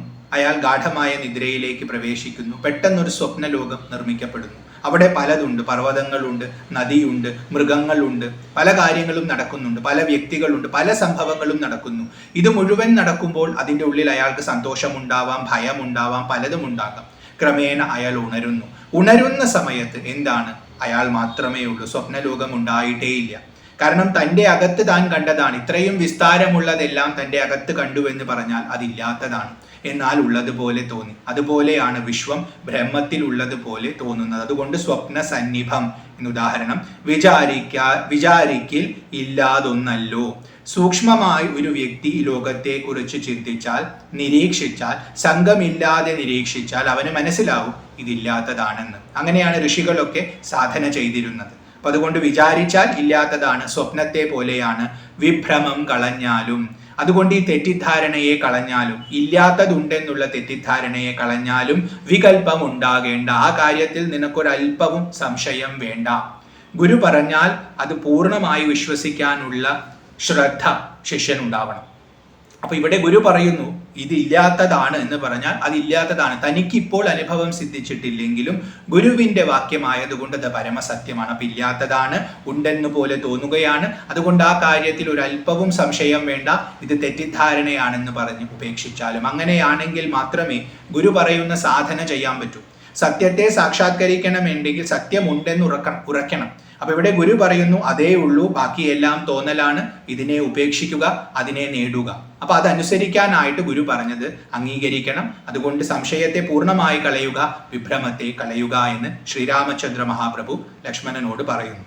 തുടർന്ന് ജന്മസംസാര വൃക്ഷമൂലമായതു ദേഹം, തന്മൂലം പുത്രകളത്രാദി സംബന്ധമെല്ലാം, ദേഹമായതു പഞ്ചഭൂത സഞ്ചയമയം, ദേഹസംബന്ധമാം മായാവൈഭവം വിചാരിച്ചാൽ. ജന്മസംസാര വൃക്ഷമൂലമായതു ദേഹം. ജനന മരണ ചക്രങ്ങളാണ് സംസാരം. അതിനെ ഒരു വൃക്ഷമായിട്ട് സങ്കല്പിച്ചാൽ ആ വൃക്ഷത്തിന്റെ വേര് മൂലമായിരിക്കുന്നത് എന്താണ്? ദേഹമാണ്. ദേഹത്തിനാണ് വാസ്തവത്തിൽ സംസാരം. ആത്മാവിനില്ല, ദേഹത്തിനാണുള്ളത്. അതുകൊണ്ട് സംസാരത്തിന്റെ മൂലം എന്താ? ദേഹമാണ്. തന്മൂലം പുത്രകളത്രാദി സംബന്ധമെല്ലാം. ഈ ദേഹം ഉണ്ടാകുന്ന സമയത്താണ് ദേഹത്തിനുള്ള ബന്ധുക്കളും ശത്രുക്കളും ഉള്ളതുപോലെ നമുക്ക് തോന്നുന്നത്. കളത്രം എന്നാൽ ഭാര്യ. അപ്പൊ ഭാര്യ, മക്കൾ, അച്ഛനമ്മമാർ, സഹോദരങ്ങൾ, മിത്രങ്ങൾ, ശത്രുക്കൾ എന്നൊക്കെയുള്ള ബന്ധങ്ങൾ മുഴുവൻ ഉണ്ടാകുന്നത് ദേഹത്തോട് നമുക്ക് താതാത്മ്യം ഉണ്ടാകുമ്പോഴാണ്. ദേഹമാണ് അതിന് കാരണം. ഈ ദേഹമാണ് അതുകൊണ്ട് സംസാരത്തിന്റെ മൂലമായിട്ട് ഉള്ളത്. വാസ്തവത്തിൽ ഞാൻ ഈ ഭേദമൊന്നുമില്ലാത്ത ആത്മാവാണ്. പക്ഷെ അത് മറന്നുകൊണ്ട് ദേഹത്തിൽ താതാത്മ്യം പ്രാപിച്ച് കഴിയുകയാണ്. ദേഹമായതു പഞ്ചഭൂത സഞ്ചയമയം. ഈ ദേഹം എന്താണ്? സൂക്ഷ്മമായി നിരീക്ഷിക്കൂ. പഞ്ചഭൂതങ്ങളാൽ നിർമ്മിതമാണ്. ആകാശം, വായു, അഗ്നി, ജലം, ഭൂമി, ഈ പഞ്ചഭൂതങ്ങളെ കൊണ്ട് നിർമ്മിച്ചിട്ടുള്ള, അതിൻ്റെ പെർമ്യൂട്ടേഷനും കോമ്പിനേഷനും കൊണ്ട് നിർമ്മിച്ചിട്ടുള്ള ഒരു വസ്തു മാത്രമാണ് ദേഹം. അതേ വസ്തുക്കളെ കൊണ്ടാണ് ഈ ദേഹത്തിന് ചുറ്റുമുള്ളതും നിർമ്മിച്ചിട്ടുള്ളത്. അപ്പൊ പഞ്ചഭൂതാത്മകമായ ഒരു ദേഹം പഞ്ചഭൂതാത്മകമായ പല ദേഹങ്ങളോടും ബന്ധം കൽപ്പിക്കുന്നു. വാസ്തവത്തിൽ വെറും ഭ്രമമാണ്, കാരണം അവയെല്ലാം പഞ്ചഭൂതങ്ങൾ തന്നെയാണ്. ദേഹസംബന്ധം മായാവൈഭവം വിചാരിച്ചാൽ, അപ്പോൾ ദേഹത്തോടുണ്ടാകുന്ന, ഇല്ലാത്തതാണ് എന്നാൽ ഉണ്ടെന്ന് തോന്നുന്നു, അത് താനാണെന്ന് തെറ്റിദ്ധരിക്കുന്നു, അങ്ങനെ കഴിയുന്നു. ഇത് സൂക്ഷ്മമായി നോക്കിയാൽ മായാവൈഭവം തന്നെ, മായയുടെ വൈഭവമാണ് ഇത്. തുടക്കത്തിൽ മായയെ ചൂണ്ടിക്കാട്ടിയത് ഈ ദേഹത്തോടുള്ള ബന്ധമായി തന്നെയാണ്. അതൊന്നുകൂടി പറയുകയാണ്, ഇത് തന്നെയാണ് മായയുടെ വൈഭവം. നീ ആത്മാവാണ്, അത് നീ അറിയുന്നില്ല, ആവരണം ചെയ്തിരിക്കുന്നു. എന്നാൽ നീ അതല്ലാത്ത പലതും, ശരീരം, മനസ്സ്, ബുദ്ധി, ഇതയോടെല്ലാം താതാത്മ്യം പ്രാപിച്ച് അതാണെന്ന് കരുതി, അതിന് പല ബന്ധുക്കളും ഉണ്ടെന്ന് കരുതി ജീവിക്കുന്നു. അത് വിക്ഷേപം. ഇത് മായയുടെ വൈഭവം തന്നെയാണ്. തുടർന്ന് പറയുന്നു, ഇന്ദ്രിയ ദശകവും അഹങ്കാരവും ബുദ്ധി, മനസ്സും ചിത്ത, മൂലപ്രകൃതി എന്നിതെല്ലാം ഓർത്തു കണ്ടാലും ഒരുമിച്ചിരിക്കുന്നതല്ലോ ക്ഷേത്രമായതു ദേഹമെന്നുണ്ടല്ലോ നാമം. ഈ ദേഹം ഒരു സമുച്ചയമാണ്. നമ്മളിവിടെ ഞാൻ എന്ന് പറയുമ്പോൾ അത് ഏകമായ വസ്തുവാണെന്ന് നമുക്ക് ഓരോരുത്തർക്കും തോന്നുന്നുണ്ട്. അതിനൊരുപാട് ഭേദമൊന്നുമില്ല, അതൊന്നായ വസ്തുവാണെന്ന് തോന്നുന്നുണ്ട്. എന്നാൽ ഈ ദേഹത്തെ നമ്മൾ നിരീക്ഷിച്ചാൽ അത് പലതും ചേർന്ന് പ്രവർത്തിക്കുമ്പോൾ ഉണ്ടാകുന്ന ഒരു പ്രതിഭാസമാണ്, ഒരു തോന്നലാണ്. അത് വാസ്തവത്തിൽ ഒന്നല്ല, അത് പലതിൻ്റെയും സമുച്ചയമാണ്. അതാണ് ഇവിടെ പറയുന്നത്. ഇന്ദ്രിയ ദശകം, 10 ഇന്ദ്രിയങ്ങളുണ്ട്. 5 ജ്ഞാനേന്ദ്രിയങ്ങളും 5 കർമ്മേന്ദ്രിയങ്ങളുമുണ്ട്. ഈ 10 എണ്ണം, അതുപോലെ അഹങ്കാരം, ഇവയിൽ ചേർന്ന് നിൽക്കുന്ന ഞാൻ എന്നുള്ള ഭാവം, അഹങ്കാരം, ബുദ്ധി, മനസ്സ്, ചിത്തം, മൂലപ്രകൃതി എന്നിതെല്ലാം, ഇതിനൊക്കെ കാരണമായിട്ടുള്ള മൂലപ്രകൃതി. അപ്പോൾ ഇന്ദ്രിയങ്ങൾ, അതിൻ്റെ പിന്നിലുള്ള അന്ധകരണങ്ങൾ, അത് 4 എണ്ണമാണ്. ചിത്തം, ബുദ്ധി, അഹങ്കാരം, മനസ്സ്, ആ 4ഉം അതിന് കാരണമായിട്ടുള്ള മൂലപ്രകൃതി, അതായത് അവിദ്യാസ്വരൂപത്തിലിരിക്കുന്ന മായ. ഇതെല്ലാം ഓർത്തു കണ്ടാലും ഒരുമിച്ചിരിക്കുന്നതല്ലോ. ഇവയൊക്കെ ചേർന്നിരിക്കുകയാണ്. ഈ ചേർന്നിരിക്കുമ്പോൾ താൽക്കാലികമായി തോന്നുന്നതാണ് വ്യക്തി. ഇപ്പം നമ്മൾ ഓരോരുത്തരും ഇവിടെ ഞാൻ എന്നൊരു വ്യക്തിത്വത്തെ പറയുമ്പോൾ അത് താൽക്കാലികമാണ്, വെറും ഭ്രമമാണ്. ഇവയെല്ലാം ചേർന്ന് നിൽക്കുന്നത് കൊണ്ടാണ്. ഇവ വിഘടിക്കുന്ന സമയത്ത് മരണം സംഭവിച്ചു എന്ന് നമ്മൾ പറയും, വ്യക്തി ഇല്ലാതെയായി എന്ന് പറയും. വാസ്തവത്തിൽ വ്യക്തി ജനിക്കുന്നുമില്ല, ഇല്ലാതെയാകുന്നുമില്ല. കയറ് എല്ലാ കാലത്തുമുണ്ട്, പാമ്പുണ്ടാകുന്നുമില്ല, ഇല്ലാതെയാകുന്നുമില്ല. എന്നാൽ ഭ്രമമുണ്ടാകുമ്പോൾ പാമ്പുള്ളതുപോലെ തോന്നുന്നു, ഭ്രമം അവസാനിക്കുമ്പോൾ പാമ്പില്ലാത്തയായ പോലെ തോന്നുന്നു. അപ്പൊ ആ രീതിയിൽ ഇവിടെ ഇവ ചേർന്ന് നിൽക്കുമ്പോഴാണ് വ്യക്തി ഉണ്ടാകുന്നത്. ഈ ചേർന്ന് നിൽക്കുന്ന സമുച്ചയത്തെ ക്ഷേത്രമായതു ദേഹമെന്നുമുണ്ടല്ലോ നാമം. ഇതിനെയാണ് ക്ഷേത്രം എന്ന് വിളിക്കുന്നത്. ഇത് തന്നെയാണ് ദേഹം. ഇതം ശരീരം തു കൗന്തേയ ക്ഷേത്രമിത്യഭിധീയതേ എന്ന് ഭഗവത്ഗീതയിൽ ഭഗവാൻ പറയുന്നുണ്ട്. ഈ ശരീരമാണ് വാസ്തവത്തിൽ ക്ഷേത്രം. അത് നശിക്കുന്നതായതുകൊണ്ട് ക്ഷേത്രം എന്നൊരർത്ഥമുണ്ട്. കാരണം എപ്പോഴും പരിണമിച്ചുകൊണ്ടിരിക്കും. അപ്പൊ ക്ഷീയത്തെ ഇതി ക്ഷേത്ര എന്ന് പറയും. അപ്പൊ ശരീരത്തെ ക്ഷേത്രം എന്ന് വിളിക്കുമ്പോൾ ആ അർത്ഥത്തിൽ എടുക്കണം. അപ്പൊ അങ്ങനെയുള്ള ഒരു ക്ഷേത്രമാണിത്, ശരീരമാണിത്. ഇത് വാസ്തവത്തിൽ പലതും കൂടിച്ചേർന്നിട്ടുള്ളതാണ്, പഞ്ചഭൂതങ്ങളെ കൊണ്ട് നിർമ്മിച്ചിട്ടുള്ളതാണ്. അപ്പൊ ഇത് ഒന്നാണെന്നുള്ള തെറ്റിദ്ധാരണയെ ആദ്യം തന്നെ ഉപേക്ഷിക്കുക. ഇതൊന്നല്ല എന്ന് മനസ്സിലായാൽ, പലതിൻ്റെയും സമുച്ചയമാണെന്ന് മനസ്സിലായാൽ, താൻ ഒന്നായതുകൊണ്ട് ഇതിലൊന്നും താനല്ല എന്ന ബോധം ഉറയ്ക്കാൻ തുടങ്ങും. അപ്പൊ സാധനയ്ക്ക് വേണ്ടിയാണ് ഇവിടെ ഇത് പറയുന്നത്. എന്നിവറ്റിങ്കൽ നിന്നു വേറൊന്നു ജീവനതും നിർണയം പരമാത്മാ നിശ്ചലൻ നിരാമയൻ. ഇപ്പൊ ക്ഷേത്രം എന്ന് പറഞ്ഞു. ഇനി ഈ ക്ഷേത്രത്തിൽ ഒരു ക്ഷേത്രജ്ഞനുണ്ട്. ഈ ക്ഷേത്രത്തെ അറിയുന്നവൻ, ഞാൻ എന്നാൽ അറിയുന്നവൻ. അപ്പൊ ക്ഷേത്രജ്ഞൻ, ക്ഷേത്രത്തെ അറിയുന്നവൻ, അങ്ങനെ ഒരാളുണ്ട്. അതാണ് ജീവാത്മാവ്. ഇതിൽ നിന്നെല്ലാം വേറിട്ട് നിൽക്കുന്നതാണ്. അത് തന്നെയാണ് പരമാത്മാ നിശ്ചലൻ നിരാമയൻ. അതിനിളക്കമില്ല. ക്ഷേത്രത്തിന് ഇളക്കമുണ്ട്. അപ്പൊ ക്ഷേത്രം ചലമാണ്, ചലിച്ചുകൊണ്ടിരിക്കുന്നതാണ്. ജീവാത്മാവ് നിശ്ചലനാണ്. അതുപോലെ ക്ഷേത്രം എന്ന് പറയുന്നത് പരിമിതമാണ്. ജീവാത്മാവ് എന്ന് പറയുന്നത് വാസ്തവത്തിൽ പരമാത്മാവ് തന്നെയാണ്. ഇതിനെ മുഴുവൻ തരണം ചെയ്ത് നിൽക്കുന്നതാണ്. അതുപോലെ ആമയങ്ങൾ ഉള്ളതാണ് ക്ഷേത്രം, എന്നാൽ നിരാമയനാണ് ജീവാത്മാവ് അഥവാ പരമാത്മാവ്. അപ്പോൾ അകത്തുള്ളത് ആ ക്ഷേത്രജ്ഞനെ നമ്മൾ തിരിച്ചറിഞ്ഞാൽ നമുക്ക് മുക്തി കിട്ടി. ഗീതയിൽ പറയുന്ന അതേ കാര്യമാണ്. ഇവിടെ ക്ഷേത്രജ്ഞൻ എന്ന പദമില്ല, ജീവാത്മാവ് എന്നുള്ള പദമാണ് കൊടുത്തിട്ടുള്ളത്. ജീവൻ എന്ന പദമാണ് കൊടുത്തിട്ടുള്ളത്. അർത്ഥം ഒന്ന് തന്നെയാണ്. ജീവാത്മസ്വരൂപത്തെ അറിഞ്ഞുകൊള്ളുവാനുള്ള സാധനങ്ങളെ കേട്ടുകൊള്ളുക സൗമിത്രേ നീ. ഇപ്പൊ ശരീരം പലതിൻ്റെയും കൂട്ടായ്മയാണ്, സമുച്ചയമാണെന്ന് പറഞ്ഞു. അത് നീയല്ല എന്ന് പറഞ്ഞു. നിന്റെ ഉള്ളിൽ ജീവഭാവമുണ്ടെന്ന് പറഞ്ഞു. ആ ജീവൻ തന്നെയാണ് പരമാത്മാവ്. അത് നിരാമയനാണ്, നിശ്ചലനാണ് എന്നൊക്കെ പറഞ്ഞു. ഇനി അത് അറിയണമല്ലോ, വെറുതെ അറിഞ്ഞാൽ പോരാ, അത് അനുഭവിക്കണമല്ലോ. അപ്പൊ അനുഭവിക്കാനുള്ള വഴി, അതെങ്ങനെയാണ് നേടിയെടുക്കേണ്ടത് എന്നുള്ള ആ സാധനാ മാർഗത്തെ ഞാൻ പറഞ്ഞു തരാം. അത് സാധനങ്ങളെ കേട്ടുകൊള്ളുക സൗമിത്രേ നീ. ഞാനത് വ്യക്തമായി പറഞ്ഞു തരാം. അത് ശ്രദ്ധയോടുകൂടി അല്ലയോ സുമിത്രയുടെ മകനായ ലക്ഷ്മണ കേട്ടുകൊള്ളുക എന്ന് രാമൻ പറയുകയാണ്. ഇനി അത് വിസ്തരിക്കുകയാണ്. ആ ജീവാത്മസ്വരൂപത്തെ, ജീവാത്മാവെന്നും പരമാത്മാവെന്നതും ഓർക്കിൽ കേവലം പര്യായ ശബ്ദങ്ങൾ എന്നറിഞ്ഞാലും ഭേദമേതുമേയില്ല രണ്ടും ഒന്നത്രേ നൂനം ഭേദമുണ്ടെന്നു പറയുന്നത് അജ്ഞന്മാരല്ലോ. ഇവിടെ ഒരു ശരീരത്തിൻ്റെ ഉള്ളിൽ, ഒരു ശരീരത്തെ നമ്മൾ ക്ഷേത്രമായിട്ട് കരുതിയാൽ ആ ക്ഷേത്രത്തിൻ്റെ ഉള്ളിൽ അതിനെ അറിഞ്ഞുകൊണ്ടിരിക്കുന്ന ബോധസ്വരൂപനായ ഒരു ക്ഷേത്രജ്ഞനുണ്ട്. അതിനെ നമ്മൾ ജീവൻ എന്ന് വിളിച്ചു. അങ്ങനെ നോക്കുമ്പോൾ ഇവിടെ പല ദേഹങ്ങളുണ്ട്. ഓരോ ദേഹത്തിലും ഓരോ ജീവാത്മാവുണ്ടെന്ന് നമുക്ക് തോന്നുന്നു. എന്നാൽ ഈ ജീവാത്മാക്കൾക്കൊക്കെ ഉപരിയായിട്ട് ഒരു പരമാത്മ വസ്തുവുണ്ട്. പ്രപഞ്ചത്തിന്റെ മുഴുവൻ ആത്മാവെന്ന ഭാവത്തിൽ പരമാത്മ എന്ന് നമ്മൾ വിളിക്കുന്ന ഒരു വസ്തുവുണ്ടെന്നും ശാസ്ത്രം പഠിക്കാൻ തുടങ്ങുന്ന സമയത്ത് നമുക്ക് തോന്നും. അപ്പൊ ജീവാത്മാവ് പരമാത്മാവ് എന്ന രണ്ടു വസ്തുവാണെന്ന് നമ്മൾ ധരിക്കും. എന്നാൽ തുടക്കത്തിൽ തന്നെ ജീവനതും നിർണയം പരമാത്മ എന്ന് പറഞ്ഞു. അതൊന്നും കൂടി വ്യക്തമാക്കുകയാണ്. വാസ്തവത്തിൽ ലക്ഷ്മണ, ജീവാത്മാവെന്നും പരമാത്മാവെന്നും പറയുന്നത് പര്യായ പദങ്ങളാണ്. ഒരേ വസ്തുവിനെ രണ്ട് രീതിയിൽ പറയുകയാണ്. ഒരു സ്ഥൂലമായ ദേഹത്തിന്റെ ഉള്ളിലുള്ള ചൈതന്യം എന്ന് സംബോധന ചെയ്യുമ്പോൾ ജീവാത്മാവെന്നും, പ്രപഞ്ചം മുഴുവൻ വ്യാപിച്ചിരിക്കുന്ന ചൈതന്യം എന്ന് പറയുമ്പോൾ പരമാത്മാവെന്നും പറയും.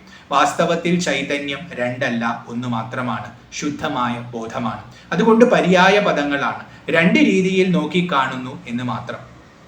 ഒരു വ്യക്തിയെ ആ വ്യക്തിയുടെ അച്ഛനും അമ്മയും മകൻ എന്നാണ് വിളിക്കുന്നത്. ആ വ്യക്തിയുടെ മക്കൾ അച്ഛൻ എന്നാണ് വിളിക്കുന്നത്. അപ്പൊ മകൻ എന്ന് വിളിക്കുന്നതും അച്ഛൻ എന്ന് വിളിക്കുന്നതും ഒരേ വ്യക്തിയെയാണ്. രണ്ട് ദൃഷ്ടികോണിലൂടെ നോക്കുമ്പോഴാണ് ആ ഭേദം ഉണ്ടാകുന്നത്. അതേപോലെ ജീവാത്മാവെന്ന് പറയുന്നതും പരമാത്മാവെന്ന് പറയുന്നതും ഒരേ വസ്തുവിനെ കുറിച്ചാണ്. അതുകൊണ്ട് കേവലം പര്യായ ശബ്ദങ്ങൾ എന്നറിഞ്ഞാലും ഭേദമേതുമേ ഇല്ല രണ്ടും ഒന്നത്രേ നൂനം.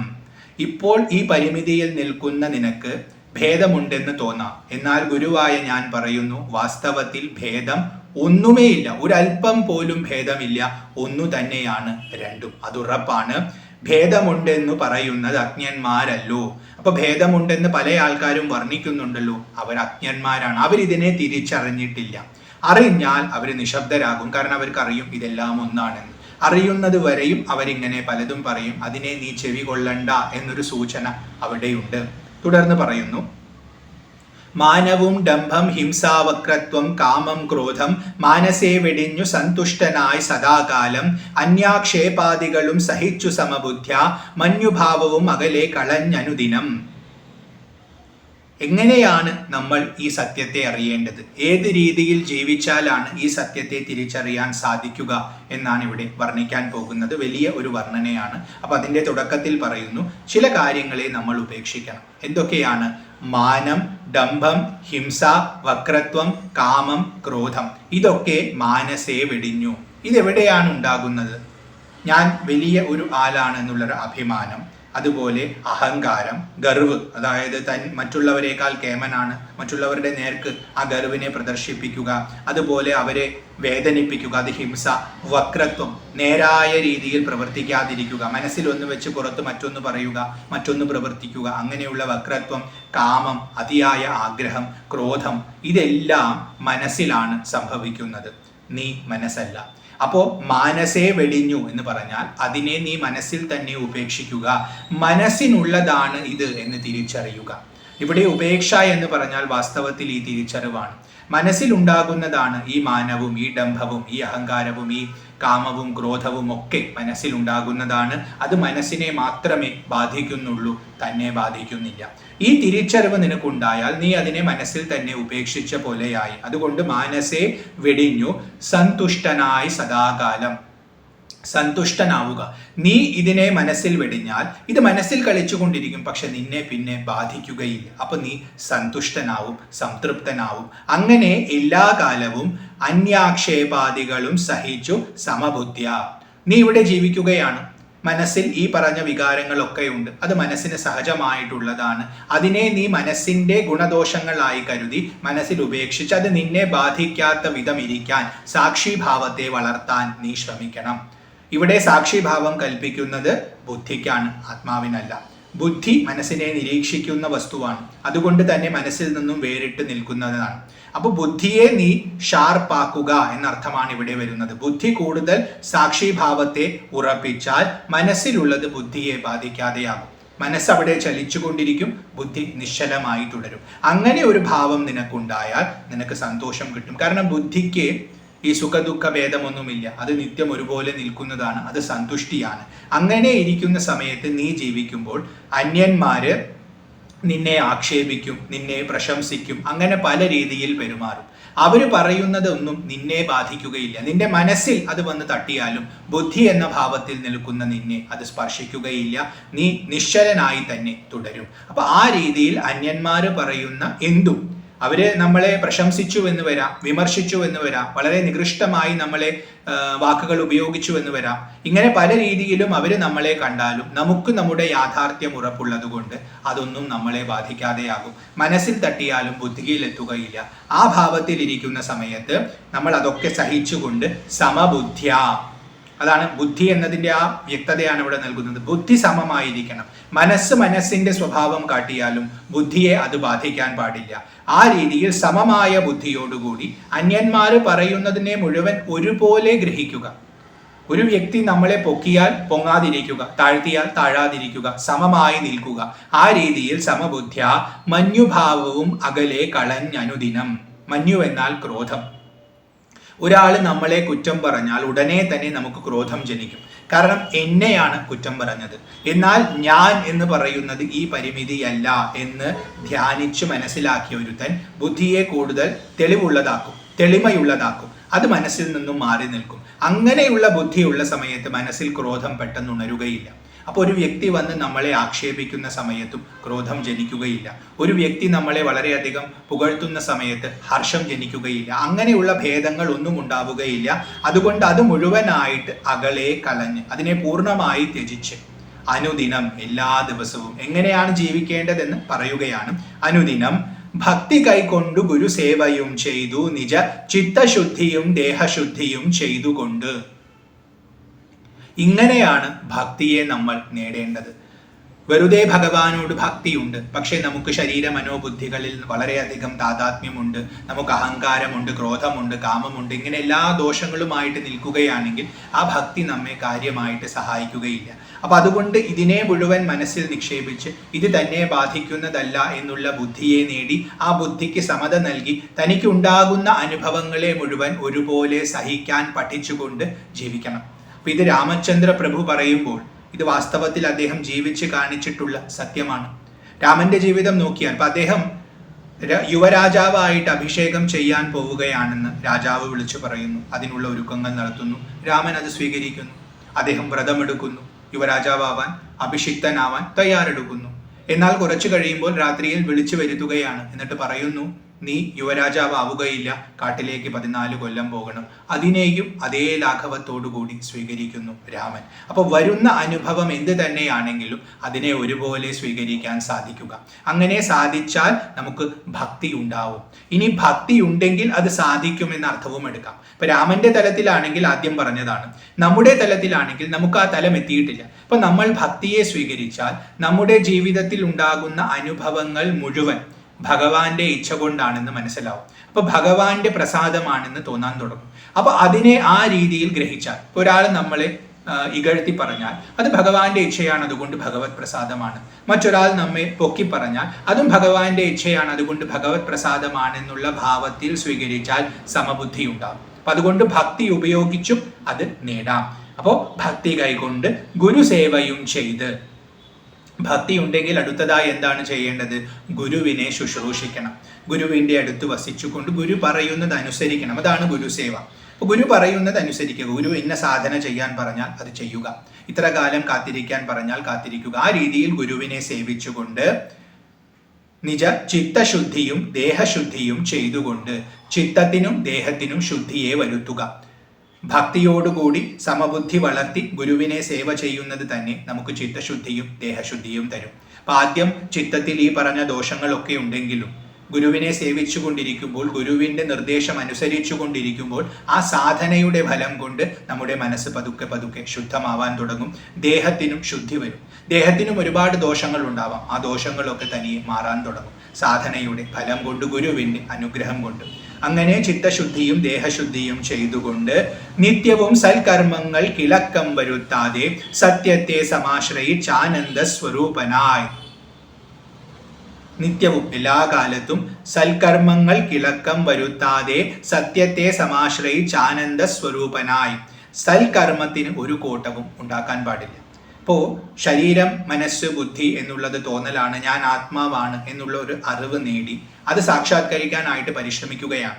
അപ്പം അതിനായിട്ട് മനസ്സിനെ ശുദ്ധീകരിക്കാൻ, ബുദ്ധിയെ ശുദ്ധീകരിക്കാൻ ഗുരുവിനെ ശുശ്രൂഷിക്കുന്നു, ഗുരു പറയുന്നത് അനുസരിക്കുന്നു, ഭക്തിയോടുകൂടി ജീവിക്കുന്നു. അങ്ങനെ ജീവിക്കുന്ന സമയത്ത് നമുക്ക് ഇപ്പൊ സൽക്കർമ്മവും ദുഷ്കർമ്മവും തമ്മിൽ ഭേദമൊന്നുമില്ല, എന്തിനാണ് ഇപ്പൊ സൽക്കർമ്മം ചെയ്യേണ്ടത് എന്നൊക്കെ തോന്നാം, എല്ലാം മായയല്ലേ എന്ന്. എന്നാൽ മായയിൽ നിൽക്കുന്ന നമുക്ക് കർമ്മത്തിന്റെ ഫലം ഉണ്ടാകുന്നുണ്ട്. അതുകൊണ്ട് സൽക്കർമ്മങ്ങൾ ചെയ്തേ തീരൂ. അപ്പൊ നമ്മുടെ കർമ്മവാസനകളെ കുറയ്ക്കാനും ശുദ്ധി വരുത്താനും അത് സഹായിക്കും. അതുകൊണ്ടാണ് സൽക്കർമ്മങ്ങൾ കിളക്കം വരുത്താതെ എന്നെടുത്തു പറയുന്നത്. അപ്പൊ സൽക്കർമ്മം ഉപേക്ഷിക്കാതെ, കർമ്മത്തെ ഉപേക്ഷിക്കാതെ, കർമ്മത്തിന്റെ ആവശ്യമില്ല എന്ന് പറഞ്ഞ് കർമ്മം ഉപേക്ഷിച്ചാൽ ആ സത്യം സാക്ഷാത്കരിക്കുന്നത് വരെയും നമുക്ക് കർമ്മം ചെയ്യാനുള്ള ബാധ്യതയുണ്ടെന്നുള്ള രഹസ്യത്തെ നമ്മൾ മറക്കുകയാണ്. അതുകൊണ്ടാണ് ഗുരുവിനെ ആശ്രയിക്കണം എന്ന് പറഞ്ഞത്. കാരണം ഗുരു ഇത് വ്യക്തമായി പറഞ്ഞു തരും. നമ്മൾ കർമ്മം ചെയ്യേണ്ടതാണ്, എന്താണ് ചെയ്യേണ്ടതെന്നും പറഞ്ഞു തരും. ഗുരു പറയുന്ന കർമ്മങ്ങളാണ് സൽക്കർമ്മങ്ങൾ.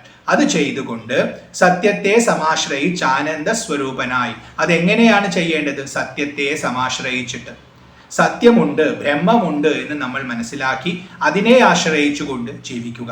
നമ്മുടെ മനസ്സിന്റെ സ്വഭാവത്തിനനുസരിച്ച് ഗുരു പറയുന്ന പോലെ പ്രവർത്തിക്കുക. അതും സത്യത്തെ സമാശ്രയിച്ച് എന്ന പദത്തിൽ നിന്നും ഗ്രഹിക്കാം. അപ്പൊ സത്യസന്ധമായി ജീവിക്കുക എന്ന ഒരു പാഠമാണ് അവിടെ ലഭിക്കുന്നത്. അങ്ങനെ ആനന്ദ സ്വരൂപനായി നമ്മൾ സത്യസന്ധമായിട്ട് ജീവിച്ചാൽ നമ്മുടെ ഉള്ളിൽ ആനന്ദമായിരിക്കും. അപ്പൊ നേരത്തെ പറഞ്ഞ ദോഷങ്ങളിൽ വക്രത്വം പറഞ്ഞു, അത് സത്യസന്ധതയ്ക്ക് വിരുദ്ധമാണ്. ഉള്ളിലൊന്നും പുറത്തൊന്നും, അതാണ് വക്രത്വം. അതില്ലാത്ത ഭാവമാണ് ഋജുത്വം. ആ ഋജുത്വമാണ് നമുക്ക് ഉണ്ടാവേണ്ടത്. അപ്പൊ സത്യസന്ധമായി ജീവിച്ചാൽ മനസ്സ് പൊതുവെ ശാന്തമായിരിക്കും. അതുകൊണ്ട് അകത്ത് ആനന്ദം ഉണ്ടാവും. അതാണ് ആനന്ദ സ്വരൂപനായി.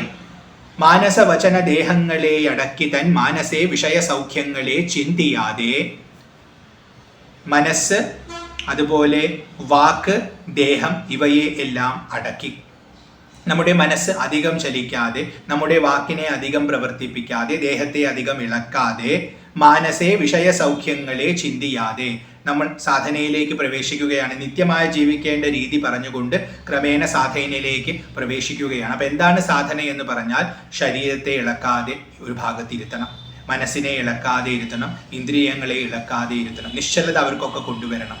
ആ മനസ്സ് അങ്ങനെ ഇരിക്കുമ്പോൾ അവിടെ വിഷയസുഖങ്ങളെ കുറിച്ച് ചിന്തിക്കാൻ പാടില്ല. അതാണ് മാനസേ വിഷയ സൗഖ്യങ്ങളെ ചിന്തിയാതെ. അപ്പോൾ വിഷയങ്ങളെ കുറിച്ച് ഇത് വേണം, അത് വേണം, ഇതിൻ്റെ സൗന്ദര്യം എത്രയാണ്, അതിൻ്റെ ദോഷം എത്രയാണ് എന്നൊന്നും ചിന്തിക്കാതെ വിഷയങ്ങളെ ഉപേക്ഷിച്ചുകൊണ്ട് ഇരിക്കുക. ജരാമരണങ്ങളെ ചിന്തിച്ചുള്ളിൽ അനഹങ്കാരത്വേന സമഭാവനയോടും സർവാത്മാവാകുമെങ്കൽ ഉറച്ച മനസ്സോടും സർവദാ രാമരാമേത്യമിത ജപത്തോടും. സാധനയുടെ രീതി പറയുകയാണ്, വിസ്തരിക്കുകയാണ്.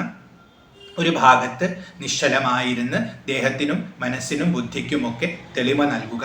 മനസ്സിൽ വിഷയങ്ങളെക്കുറിച്ച് ചിന്തിക്കാതിരിക്കുക. എന്നാൽ മനസ്സിന് ചിന്തിക്കുന്ന സ്വഭാവമുണ്ട്. അപ്പോൾ വിഷയങ്ങളെക്കുറിച്ച് ചിന്തിച്ചില്ലെങ്കിൽ മറ്റെന്തെങ്കിലും ചിന്തിക്കണം. അതെന്ത് ചിന്തിക്കണമെന്ന് ആദ്യം പറയുന്നു. ജനന ജരാമരണങ്ങളെ ചിന്തിച്ചുള്ളിൽ. ജനനമുണ്ടാകുന്നു, വാർദ്ധക്യമുണ്ടാകുന്നു, മരണം സംഭവിക്കുന്നു, വീണ്ടും ജനിക്കുന്നു, വാർദ്ധക്യമുണ്ടാകുന്നു, മരണം സംഭവിക്കുന്നു, ഇങ്ങനെ കറങ്ങിക്കൊണ്ടിരിക്കുകയാണ്. ഈ അനിത്യതയെക്കുറിച്ച് വൈരാഗ്യം ഉണ്ടാവാൻ വേണ്ടി ചിന്തിച്ചുകൊണ്ട്, അങ്ങനെ ചിന്തിച്ച് ഉള്ളിൽ അനഹങ്കാരത്വേന സമഭാവനയോടും. നമുക്ക് അങ്ങനെ ഒരു ചിന്ത വരുന്ന സമയത്ത് നമ്മുടെ ഉള്ളിലുള്ള അഹങ്കാരം കുറയും. ഞാൻ ഈ ശരീരമാണെന്നുള്ള വിചാരം കുറയാൻ തുടങ്ങും. അതാണ് അനഹങ്കാരം എന്ന പദം കൊണ്ട് സൂചിപ്പിക്കുന്നത്. ഞാൻ ശരീരമല്ല. ശരീരത്തിന് ഈ പറഞ്ഞ ഭേദമൊക്കെ ഉണ്ട്. പക്ഷെ ഈ ഭേദമൊക്കെ സംഭവിക്കുമ്പോഴും അതിന് സാക്ഷിയായി മാറാതെ നിൽക്കുന്നവനാണ് ഞാൻ. അതുകൊണ്ട് ഇത് എനിക്കുള്ളതല്ല.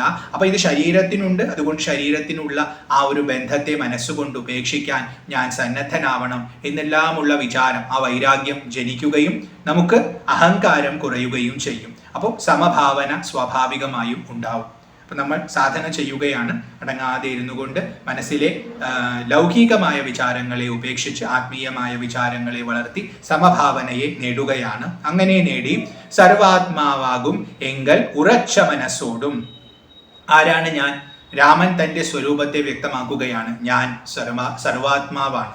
എല്ലാത്തിൻ്റെയും ഉള്ളിൽ ആത്മഭാവേന ശോഭിക്കുന്നത് ഞാൻ തന്നെയാണ്. ആ ഞാൻ ഒരു രൂപമെടുത്തു നിന്റെ മുമ്പിൽ പ്രത്യക്ഷപ്പെട്ടിരിക്കുകയാണ്. ലക്ഷ്മണ, ലോകത്തിലുള്ള എല്ലാവരോടുമുള്ള ഉപദേശമാണ് ഇത്. അപ്പോൾ ഞാൻ പരമാത്മാവാണ്. ആ എന്നെ കുറിച്ച് ആ എങ്കൽ മനസ്സുറച്ചുകൊണ്ട് സർവദാ രാമരാമേതി ജപത്തോടും. അപ്പോൾ മനസ്സ് എന്നിൽ ഉറയ്ക്കണം. ആ എന്നിൽ ഉറച്ച ആരാണ് ഞാൻ? പരമാത്മാവാണ്. അപ്പൊ പരമാത്മാ രൂപത്തിൽ ഇരിക്കുന്ന എന്നിൽ മനസ്സിനെ ഉറപ്പിച്ചുകൊണ്ട് രാമരാമേതി ജപത്തോടും. രാമനാമത്തിന്റെ മഹിമ ഇതിനു മുമ്പ് നമ്മൾ വിസ്തരിച്ച് കേട്ടതാണ്. അത്രയും പവർഫുൾ ആയിട്ടുള്ള ഒരു മന്ത്രമാണ് ആ നാമം. അപ്പൊ ആ നാമത്തെ ജപിക്കുക. നമ്മൾ ഒരു ഭാഗത്ത് അടങ്ങി ഇരുന്ന് നമ്മുടെ മനസ്സിനെ എല്ലാം ഒതുക്കി ആദ്യം ലോകത്തെക്കുറിച്ച് ചിന്തിച്ച് അതിൻ്റെ നശ്വരതയെക്കുറിച്ച് ചിന്തിച്ച് അതിനോട് വിരക്തിയെ വരുത്തി നമ്മുടെ അഹങ്കാരത്തെ ഉപേക്ഷിച്ച്, അതായത് ഞാൻ ശരീരം മനസ്സ് ബുദ്ധിയല്ല എന്ന് മനസ്സിലാക്കി സമഭാവന നേടിക്കൊണ്ട് മനസ്സിനെ ഭഗവാനിലേക്ക് തിരിയിക്കണം. പരമാത്മഭാവത്തിലുള്ള ഭഗവാനിലേക്ക്, ഓരോരുത്തരുടെയും ഉള്ളിൽ ശോഭിക്കുന്ന ആത്മാവായ ഈശ്വരനിലേക്ക് മനസ്സിനെ തിരിയിച്ച് ആ ഭഗവാനെ ഉപാസിക്കാനായിട്ട് രാമ രാമ രാമ എന്ന് ജപിച്ചുകൊണ്ടിരിക്കണം മനസ്സുകൊണ്ട് അകത്ത്. അങ്ങനെ ജപത്തോടും പുത്രധാരാർത്ഥാദിഷു നിസ്നേഹത്വവും ചെയ്ത്. പുത്രൻ ധാര എന്ന് പറഞ്ഞാൽ ഭാര്യ. അപ്പൊ പുത്രൻ, ഭാര്യ തുടങ്ങിയ അർത്ഥം എന്നാൽ ധനം. ഇതിലൊക്കെയുള്ള സ്നേഹത്വവും ഉപേക്ഷിച്ച് നിസ്നേഹത്വവും, അതിനോട് സ്നേഹമില്ലാത്ത ഭാവം, നമുക്കിതിനോടൊക്കെ ഒട്ടലുണ്ട്. ഞാൻ എന്ന ഭാവം നിലനിൽക്കുന്നത് വരെ എൻ്റേതെന്ന ഭാവം ഉണ്ടാവും. അപ്പൊ അഹങ്കാരമുണ്ടെങ്കിൽ മമത്വം ഉണ്ടാവും. മമത്വം ഉണ്ടെങ്കിൽ അതിൽ ഒട്ടലുണ്ടാവും. അപ്പോൾ എൻ്റെ വീട്, എൻ്റെ വാഹനം, എൻ്റെ ഭാര്യ, എൻ്റെ മക്കൾ, എൻ്റെ അച്ഛനമ്മമാർ, എൻ്റെ സുഹൃത്തുക്കൾ, എൻ്റെ ശത്രുക്കൾ എന്നൊക്കെയുള്ള ഭേദവും ബന്ധവും ഉണ്ടാവും. അത് പരിപൂർണമായി ഉപേക്ഷിക്കണം. അതുകൊണ്ടാണ് പുത്രധാരാർത്ഥാദിഷു നിസ്നേഹത്വവും ചെയ്ത് ശക്തിയും ഒന്നിങ്കലും കൂടാതെ നിരന്തരം, മറ്റൊന്നിനോടും ശക്തിയില്ലാതെ നിരന്തരം അകത്ത് എന്നെയാണ് ധ്യാനിക്കുന്നത്, രാമരാമ ജപിക്കുകയാണ്. ഇതിനോടുള്ള ആസക്തി മുഴുവൻ ഉപേക്ഷിച്ച് ഏകാന്തമായ ഭാവത്തിൽ ഇരുന്നു കൊണ്ട് നിരന്തരം ഇഷ്ടാനിഷ്ടപ്രാപ്തിക്കു തുല്യഭാവത്തോട് സന്തുഷ്ടനായി വിവിക്ത ശുദ്ധ സ്ഥലേ വസിക്കണം. ഇഷ്ടവും അനിഷ്ടവും ഉണ്ടായാൽ തുല്യഭാവത്തോട് സന്തുഷ്ടനായി. നമ്മൾ ഭഗവാനെ ഉപാസിക്കുന്ന സമയത്ത് നമുക്കുണ്ടാകുന്ന ഏറ്റവും വലിയ കുഴപ്പം, മനസ്സിൽ പല ആഗ്രഹങ്ങളും ജനിക്കും. അപ്പോൾ ആ ആഗ്രഹങ്ങൾ നേടിയെടുക്കാനായി ഒരു ദേവതാഭാവത്തിൽ നമ്മൾ സമീപിക്കും. ഒരു സാധാരണ തലത്തിൽ നിൽക്കുന്നവൻ അത് ധാരാളമാണ്. പക്ഷേ മുക്തിയെ ആഗ്രഹിക്കുന്നവനാണ് ഇവിടെ ലക്ഷ്മണൻ. മുക്തിമാർഗത്തെയാണ് ചോദിച്ചത്. മുക്തിയാണ് ലക്ഷ്യമെങ്കിൽ നമ്മൾ ഈ പറഞ്ഞ ഇഷ്ടാനിഷ്ടങ്ങളെ ഉപേക്ഷിച്ചേ പറ്റൂ. വരുന്നതെല്ലാം ഭഗവത് പ്രസാദം. അപ്പൊ എനിക്ക് അർഹതപ്പെട്ടതെന്തോ അത് ഭഗവാൻ നൽകും, അതിനെ പ്രസാദമായി ഞാൻ സ്വീകരിക്കുമെന്നുള്ള ഭാവം കൂടിയേ തീരും. അതുകൊണ്ടാണ് ഇഷ്ടാനിഷ്ടപ്രാപ്തിക്ക് തുല്യഭാവത്തോട്, ഇഷ്ടം വന്നാലും അനിഷ്ടം വന്നാലും അത് ഭഗവത് പ്രസാദമാണെന്നുള്ള ഭാവത്തെ വളർത്തി ജീവിച്ചുകൊണ്ട് ആ ഒരു ഭാവത്തിൽ ഇരുന്നു കൊണ്ട് സന്തുഷ്ടനായി, സ്വാഭാവികമായും ഇഷ്ടാനിഷ്ടങ്ങൾ ഒരുപോലെയായാൽ സന്തുഷ്ടി ഉണ്ടാവും. അങ്ങനെ വിവിക്ത ശുദ്ധ സ്ഥലേ, വിവിക്തം അധികം ആളുകൾ ഇല്ലാത്ത ഏകാന്തമായ ശുദ്ധസ്ഥലേ, ശുദ്ധമായ സ്ഥലം. അപ്പൊ അത് ഏകാന്തമായിരിക്കണം, ശുദ്ധമായിരിക്കണം. സ്ഥലം എങ്ങനെയാണ്? ഇപ്പൊ ഭഗവാനെ ഭജിക്കാനിരിക്കേണ്ട സ്ഥലം എങ്ങനെയാണെന്ന് പറയുകയാണ്. അവിടെ വസിക്കണം.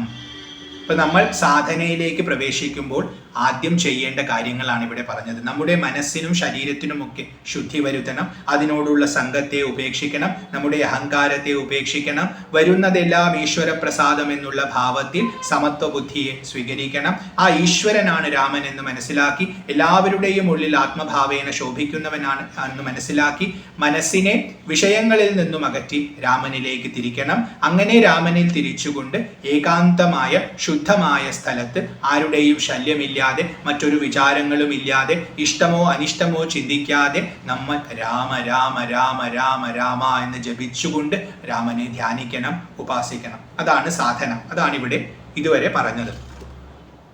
അത് കഴിഞ്ഞ് പറയുന്നു, പ്രാകൃത ജനങ്ങളുമായി വസിക്കരുതൊട്ടും ഏകാന്തേ പരമാത്മ ജ്ഞാനതൽപരനായി വേദാന്ത വാക്യാർത്ഥങ്ങൾ അവലോകനം ചെയ്തു വൈദിക കർമ്മങ്ങളും ആത്മനി സമർപ്പിച്ചാൽ ജ്ഞാനവും അകതാരിൽ ഉറച്ചു ചമഞ്ഞിടും, മാനസേ വികൽപ്പങ്ങൾ ഏതുമേയുണ്ടാകില്ല.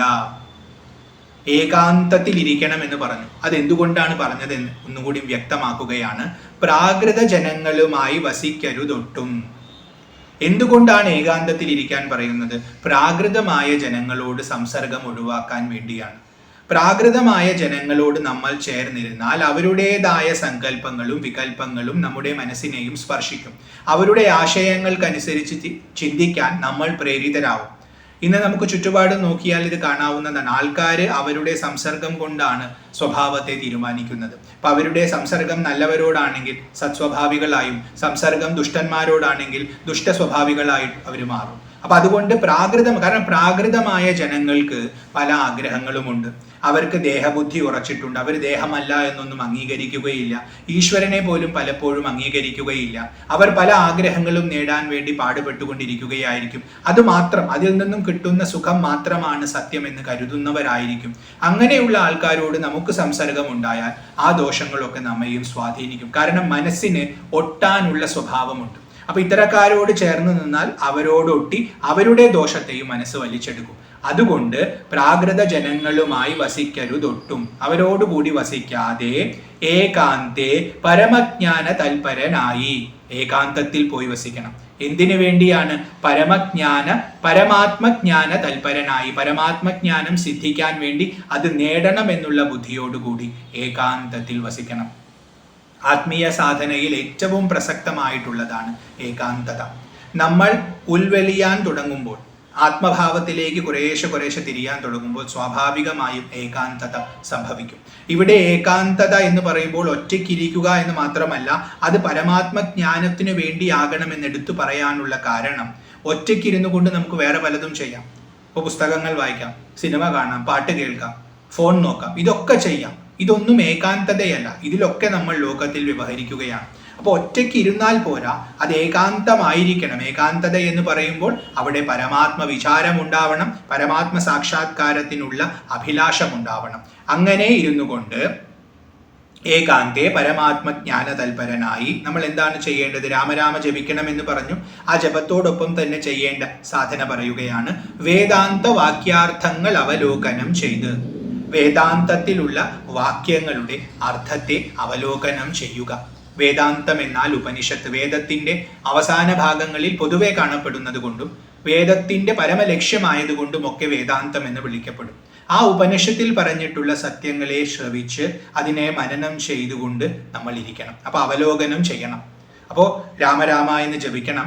രാമ ജപിക്കുന്നത് ആരെക്കുറിച്ചാണ്? പരമാത്മാവിനെ കുറിച്ചാണ്. ആ പരമാത്മാവ് ആരാണെന്ന് മനസ്സിലാക്കാൻ നമ്മൾ ഈ വേദാന്ത വാക്യാർത്ഥങ്ങളെ മനനം ചെയ്യണം. അങ്ങനെ അതിനെ അവലോകനം ചെയ്ത് വൈദിക കർമ്മങ്ങളും ആത്മനി സമർപ്പിച്ചാൽ, വൈദികമായ പല കർമ്മങ്ങളുമുണ്ട്. ആ കർമ്മങ്ങളൊക്കെ പരമാത്മ സ്വരൂപത്തിൽ സമർപ്പിക്കുക. വാസ്തവത്തിൽ ഇതിൻ്റെ എല്ലാം ഉറവിടം അദ്ദേഹമാണെന്ന് മനസ്സിലാക്കി, അദ്ദേഹം മാത്രമാണ് സത്യമെന്ന് മനസ്സിലാക്കി, മനസ്സിൻ്റെയും ശരീരത്തിൻ്റെയും ഒക്കെ പരിമിതി ഭ്രമമാണെന്ന് മനസ്സിലാക്കി നമ്മൾ ക്രമേണ ആത്മാവിനോട് അടുക്കണം. അതിനെ നമുക്ക് വേദാന്തം സഹായിക്കും. അപ്പൊ അവശ്യമായി ചെയ്യേണ്ട കർമ്മങ്ങൾ പലതുമുണ്ട്. ആ കർമ്മങ്ങൾ കുറേശ്ശെ കൊഴിഞ്ഞു പോകാൻ തുടങ്ങും. വൈദികമായ കർമ്മങ്ങൾ, കാമ്യമായ കർമ്മങ്ങൾ, ആഗ്രഹങ്ങളില്ലാതെ നമ്മൾ ചെയ്യണം. ആ ചെയ്യുന്ന കർമ്മങ്ങൾ, ആ വാസന കുറേശ്ശെ കൊഴിയാൻ തുടങ്ങും. അതാണ് വൈദിക കർമ്മങ്ങളും ആത്മനി സമർപ്പിച്ചാൽ. തന്നിൽ തന്നെ രമിക്കുന്നവന് മറ്റൊരു കർമ്മവുമില്ല എന്ന് ഗീത പറയുന്നുണ്ട്. ആ നൈഷ്കർമ്മ്യത്തെയാണ് ഇവിടെ സൂചിപ്പിക്കുന്നത്. അപ്പോൾ ഏകാന്തത്തിൽ പരമാത്മജ്ഞാന തൽപരനായി വേദാന്ത വാക്യാർത്ഥങ്ങളെ അവലോകനം ചെയ്ത് വൈദിക കർമ്മങ്ങളെ ആത്മാവിൽ തന്നെ സമർപ്പിച്ച്, ഇനി ഇവിടെ ആത്മാവിൽ തന്നെ സമർപ്പിച്ച് എന്നുള്ളതിൽ നമ്മൾ ചെയ്യുന്ന പ്രവൃത്തി മുഴുവൻ ആ ആത്മാവിന് വേണ്ടിയാണ് എന്ന ബോധത്തിൽ ചെയ്യുക എന്നുമാവാം. കാരണം കർമ്മം കൊഴിഞ്ഞു പോകുന്നത് വരെയും കർമ്മം ചെയ്യണം. അപ്പൊ ആ ചെയ്യുന്ന സമയത്ത് അത് സമർപ്പണ ഭാവത്തോടു കൂടി ചെയ്യുക എന്നർത്ഥവും അവിടെ വന്നു. ജ്ഞാനവും അകതാരിൽ ഉറച്ചു ചമഞ്ഞിടും മാനസേ വികൽപ്പങ്ങൾ ഏതുമേയുണ്ടാകുല. അങ്ങനെ നമ്മൾ സമർപ്പിതമായി സാധന ചെയ്യുകയാണെങ്കിൽ, ഏകാന്തത്തിൽ ഇരിക്കുകയാണെങ്കിൽ ജ്ഞാനവും അകതാരിൽ ഉറച്ചു ചമഞ്ഞിടും. ജ്ഞാനം നമ്മുടെ മനസ്സ് അകത്തിൽ ഉറയ്ക്കും. ഇപ്പോൾ നമ്മൾ ധ്യാനിക്കുകയാണ്, ഉറച്ചിട്ടില്ല. ക്രമേണ അത് ഉറയ്ക്കും. അതെന്താണെന്ന് നമുക്ക് വ്യക്തമായി ഗ്രഹിക്കാൻ സാധിക്കും. മാനസേ വികൽപ്പങ്ങൾ ഏതുമേ ഉണ്ടാകില്ല. ഈ ഒരു കാര്യത്തെക്കുറിച്ച് നിന്റെ മനസ്സിൽ ഒരല്പം പോലും സംശയം ഉണ്ടാവേണ്ട. കാരണം സാധന തുടങ്ങുന്ന വ്യക്തി മനസ്സിന്റെ ഇളക്കത്തെ നന്നായി കാണുന്നുണ്ട്. ഇങ്ങനെ ഇളകുന്ന ഒരു മനസ്സിന് നിശ്ചലതയുണ്ടാകുമോ, അതിന് ജ്ഞാനം സിദ്ധിക്കുമോ എന്നൊക്കെ അവൻ പരിഭ്രമിക്കും. മാത്രവുമല്ല, മനസ്സ് തന്നെ പല പുതിയ കൽപ്പനകൾ ഉണ്ടാക്കി തന്നെ ഇതിൽ നിന്നും അകറ്റാൻ ശ്രമിക്കും. അതിനൊന്നും വഴി കൊടുക്കരുത്, അതിനൊന്നും വശപ്പെടരുത് എന്നാണ് ഇവിടെ രാമൻ ഉപദേശിക്കുന്നത്.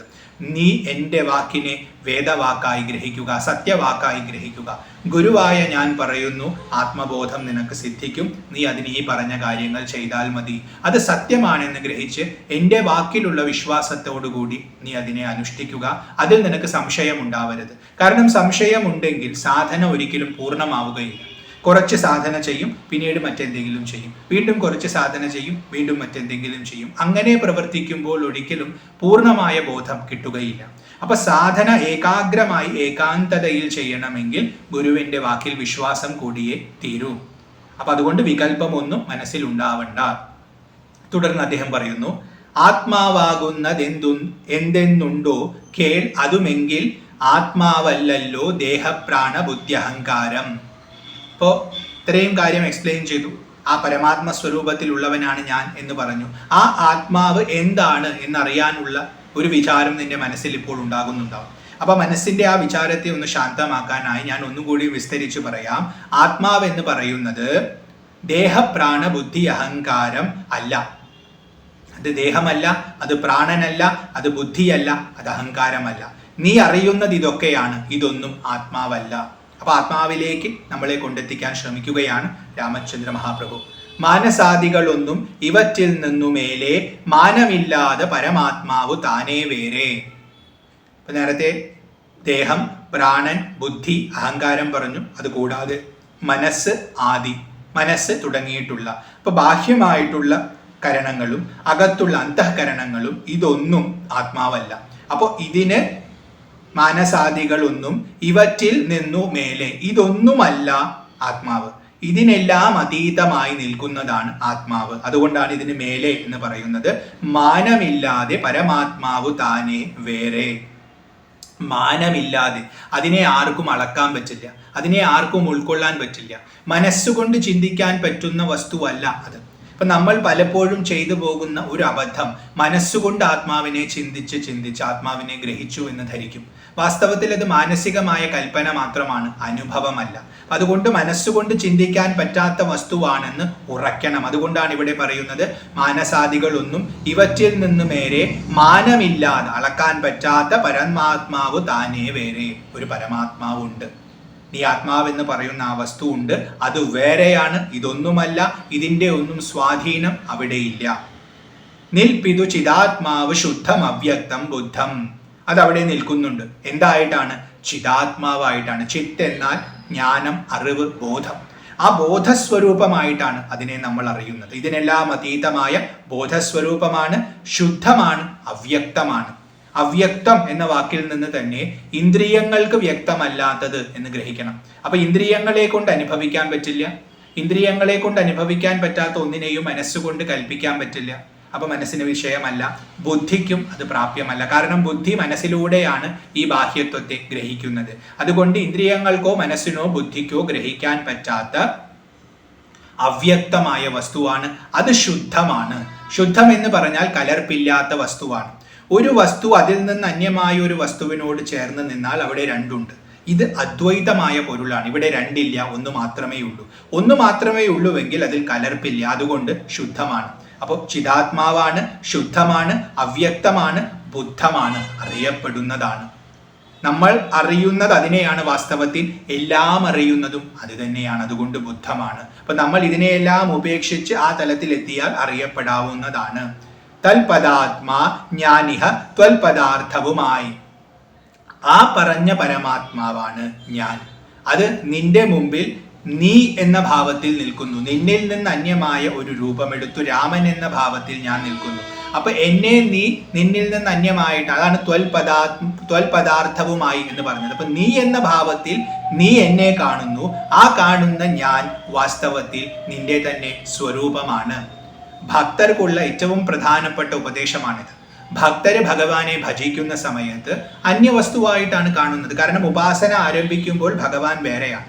പക്ഷെ ഉപാസനയിലൂടെ നമ്മൾ തിരിച്ചറിയുന്നത് ഭഗവാൻ നമ്മുടെ സ്വരൂപം തന്നെയാണ്. അപ്പൊ അതുകൊണ്ട് ത്വൽപദാർത്ഥവുമായി ഞാൻ നിൽക്കുന്നു. പക്ഷെ ഞാൻ ആ തൽപദാത്മാവ് തന്നെയാണ്. ഞാനിഹ, എന്നെ ശ്രീരാമനെ നീ ദശരഥന്റെ മകനായിട്ടോ കൗസല്യയുടെ മകനായിട്ടോ സീതയുടെ ഭർത്താവായിട്ടോ നിന്റെ ജ്യേഷ്ഠനായിട്ടോ ഒന്നുമല്ല മനസ്സിലാക്കേണ്ടത്, പരമാത്മ വസ്തുവായിട്ടാണ് മനസ്സിലാക്കേണ്ടത്. അങ്ങനെ വേണം എന്നെ ഉപാസിക്കാൻ. ജ്ഞാനം കൊണ്ടെന്നെ വഴി പോലെ കണ്ടറിഞ്ഞിടാം, ജ്ഞാനമാകുന്നതെന്നെ കാട്ടുന്ന വസ്തു തന്നെ. ആ എന്നെ ജ്ഞാനം കൊണ്ട് മാത്രമേ അറിയാൻ സാധിക്കൂ. നീ എത്ര ചിന്തിച്ചാലും എന്നെ ഗ്രഹിക്കാൻ പറ്റില്ല. അപ്പോൾ നീ നിന്റെ ചിന്തയെ ഉപേക്ഷിച്ച് ഈ പറയുന്ന ഭേദത്തെ മുഴുവൻ ഉപേക്ഷിച്ച് ഞാൻ പറഞ്ഞ പോലെ സാധന ചെയ്ത് ചെയ്ത് ചെയ്ത് ആ ചിദാത്മാവായ ശുദ്ധമായ അവ്യക്തമായ ബുദ്ധമായ വസ്തുവിനെ തിരിച്ചറിയുമ്പോൾ അതാണ് ജ്ഞാനം. അതുണ്ടായാൽ മാത്രമേ എന്നെ വഴി പോലെ കണ്ടറിയാം. അപ്പോൾ മാത്രമേ നീ എന്നെ അറിയുന്നുള്ളൂ. അതുവരെയും വെറും സങ്കല്പമാണ്. അപ്പോൾ ജ്ഞാനമാകുന്നത് എന്നെ കാട്ടുന്ന വസ്തു തന്നെ. അപ്പൊ എന്നെ കാട്ടുന്ന വസ്തുവാണ് ജ്ഞാനം. അപ്പൊ ഇവിടെ ശാസ്ത്രത്തിൽ പറഞ്ഞിട്ടുള്ളതിനെ മുഴുവൻ നമുക്ക് ജ്ഞാനമായി എടുത്ത് അതിനെ ഉപയോഗപ്പെടുത്തി നമ്മൾ ഭഗവാനെ അറിയാൻ ശ്രമിക്കണം. അപ്പൊ അവിടെ ജ്ഞാനം എന്നുള്ളത് ഒരു വഴികാട്ടിയാണ്. അങ്ങനെ അറിയാൻ ശ്രമിച്ച് നമ്മൾ അതിനെ അറിയുമ്പോൾ ആ അറിയപ്പെടുന്ന അറിവ് ജ്ഞാനമാണ്. അതിനെ നമുക്ക് വിജ്ഞാനം എന്നും പറയാം. അതാണ് ഈശ്വരന്റെ ദർശനത്തെ നമുക്ക് നൽകുന്നത്, സ്വരൂപ ദർശനത്തെ നമുക്ക് നൽകുന്നത്. തുടർന്ന് പറയുന്നു, ജ്ഞാനമുണ്ടാകുന്നതു വിജ്ഞാനം കൊണ്ടു തന്നെ, ഞാനിതെന്നറിവിനു സാധനമാകയാലേ സർവത്ര പരിപൂർണനാത്മാവു ചിദാനന്ദൻ സർവസത്വാന്തർഗതൻ അപരിച്ഛേദ്യനല്ലോ. ജ്ഞാനമുണ്ടാകുന്നത് വിജ്ഞാനം കൊണ്ടു തന്നെ. ഇപ്പൊ ഇവിടെ ആദ്യം ജ്ഞാനം എന്ന് പറഞ്ഞത് ശാസ്ത്രത്തിന്റെ അവബോധമാണ്. ആ ശാസ്ത്രത്തിന്റെ അവബോധം കൊണ്ട് നമ്മൾ ആ സത്വത്തെ അറിയുന്നു, അത് വിജ്ഞാനം. ആ വിജ്ഞാനം ഉണ്ടാകുമ്പോഴാണ് നമ്മൾ യഥാർത്ഥത്തിൽ ജ്ഞാനിയാകുന്നത്. അപ്പൊ ഇവിടെ മൂന്നാമതായി ജ്ഞാനം എന്ന് പറയുന്നത് മോക്ഷത്തെയാണ്, മുക്തിയെയാണ് സൂചിപ്പിക്കുന്നത്. ആദ്യം ശാസ്ത്രം പഠിച്ചുകൊണ്ട് അപ്പൊ ജ്ഞാനത്തിലൂടെ വിജ്ഞാനത്തിലേക്ക് ഉയരുന്നു, അതകത്തുണ്ടെന്ന് അനുഭവിക്കുന്നു. ആ അനുഭവത്തിൽ ഉണ്ടാകുന്നത് നമുക്ക് പരമപദപ്രാപ്തിയാണ്, നമ്മൾ അതായി തീരുന്നു. ആ അവസ്ഥയെ ഇവിടെ ജ്ഞാനം എന്ന ശബ്ദം കൊണ്ട് സൂചിപ്പിച്ചു. അതുകൊണ്ടാണ് ജ്ഞാനമുണ്ടാകുന്നത് വിജ്ഞാനം കൊണ്ടു തന്നെ, ഞാനിതെന്നറിവിനും സാധനമാകയാലേ. എന്താണ് ഈ വിജ്ഞാനം? ഞാൻ ഇതാണ് എന്ന അറിവാണത്. അപ്പൊ ഞാൻ ഇതാണെന്ന് തിരിച്ചറിയുമ്പോഴാണ് യഥാർത്ഥ ജ്ഞാനം ഉദിക്കുന്നത്. സർവത്ര പരിപൂർണൻ ആത്മാവു ചിദാനന്ദൻ സർവസത്വാന്തർഗതൻ അപരിച്ഛേദ്യനല്ലോ. ഞാൻ ഇതാണെന്ന് തിരിച്ചറിഞ്ഞു. എന്താണ് ഈ ഇത് എന്ന് പറയുന്നത്? അത് വർണ്ണിക്കുകയാണ്. സർവത്ര പരിപൂർണൻ ആത്മാവു ചിദാനന്ദൻ, എല്ലായിടത്തും ഉള്ളതാണ്. ഞാൻ ഈ ദേഹത്തിൽ മാത്രം പരിമിതനല്ല, എല്ലായിടത്തും ഉണ്ട്.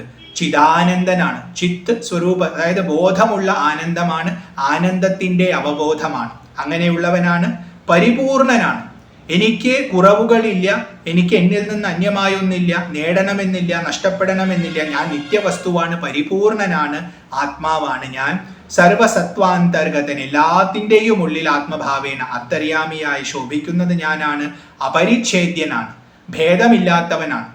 എന്നെ ഒന്നുകൊണ്ടും ഭാഗിക്കാൻ പറ്റില്ല. ഭാഗിച്ചതായിട്ട് നീ ഇപ്പോൾ കാണുന്നു, പല ദേഹങ്ങളിലും ശോഭിക്കുന്നവനായിട്ട് നീ കാണുന്നു. എങ്കിലും ആ പരമമായ ബോധം നിനക്ക് സിദ്ധിക്കുമ്പോൾ അറിയും, ഞാൻ അപരിച്ഛേദ്യനാണ്, ഒരല്പം പോലും ഭേദമില്ലാത്തവനാണ്, അങ്ങനെയുള്ളവനാണെന്ന് നീ അറിയും. രാമൻ തുടരുകയാണ്. ഏകനദ്വയൻ പരൻ അവ്യയൻ ജഗന്മയൻ യോഗേശൻ അജൻ അഖിലാധാരൻ നിരാധാരൻ. ഏകൻ ഞാൻ ഒറ്റ വസ്തുവാണ്. അദ്വയൻ രണ്ടില്ലാത്തവനാണ്. പരൻ എല്ലാത്തിനും ഉപരിയുള്ളവനാണ്. അവ്യയൻ വ്യയം നാശമില്ലാത്തവനാണ്. ജഗന്മയൻ ജഗത്തിന്റെ മുഴുവൻ സ്വരൂപമായിരിക്കുന്നവനാണ്. അപ്പൊ ചലിക്കുന്നതിന്റെ മുഴുവൻ ഉള്ളിൽ ചലനശക്തി അതിനെ പ്രദാനം ചെയ്തുകൊണ്ട് നിൽക്കുന്ന ബോധമാണ്. യോഗേശൻ യോഗത്തിന്റെ ഈശനാണ്. നീ എന്നെ അറിയുന്ന ആ നിന്റെ പ്രാപ്തിയാണ് യോഗം. അതിന്റെ ഈശൻ ഞാനാണ്. അപ്പൊ നിനക്ക് ആ പ്രാപ്തിയെ നൽകുന്നവൻ ഞാനാണ്. അജൻ ജനിക്കാത്തവനാണ്. അഖിലാധാരൻ അഖിലം സർവത്തിനും ആധാരമായിരിക്കുന്നവനാണ്. നിരാധാരൻ എനിക്ക് മറ്റൊരു ആധാരമില്ല. ഞാൻ എന്നിൽ തന്നെയാണ് നിലനിൽക്കുന്നത്. എന്നെ താങ്ങുന്നതായിട്ട് മറ്റൊരു വസ്തുവില്ല. അങ്ങനെയുള്ള ഞാൻ ലോകത്തിന് മുഴുവൻ ആധാരനാണ്. നിത്യസത്യ ജ്ഞാനാദി ലക്ഷണൻ ബ്രഹ്മാത്മകൻ. നിത്യനാണ്, സത്യനാണ്, ജ്ഞാനമാണ് തുടങ്ങിയിട്ടുള്ള ലക്ഷണത്തോടു കൂടിയ ബ്രഹ്മാത്മകനാണ് ഞാൻ. എന്നുമുള്ളതായതുകൊണ്ട് നിത്യൻ, സദ്വസ്തുവായതുകൊണ്ട് സത്യം, ജ്ഞാനം അറിയപ്പെടുന്നതായതുകൊണ്ട് അതായത് അറിവായിട്ട് ശോഭിക്കുന്നതായതുകൊണ്ട് ജ്ഞാനം. അപ്പൊ സച്ചിദാനന്ദം തുടങ്ങിയ ലക്ഷണങ്ങളാൽ പറയപ്പെടുന്ന ബ്രഹ്മസ്വരൂപനാണ് ഞാൻ.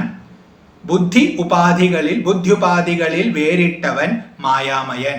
ബുദ്ധി തുടങ്ങിയിട്ടുള്ള ഉപാധികൾ, ബുദ്ധി, മനസ്സ്, അഹങ്കാരം, ചിത്തം, ഇന്ദ്രിയങ്ങൾ, ഈ പറഞ്ഞ ഉപാധികൾക്കൊക്കെ അപ്പുറം നിൽക്കുന്നവൻ, അതിൽ നിന്നും വേറിട്ട് നിൽക്കുന്നവൻ, അതിലൂടെ ഒന്നും അറിയപ്പെടാൻ പറ്റാത്തവൻ മായാമയൻ മായാസ്വരൂപനാണ്.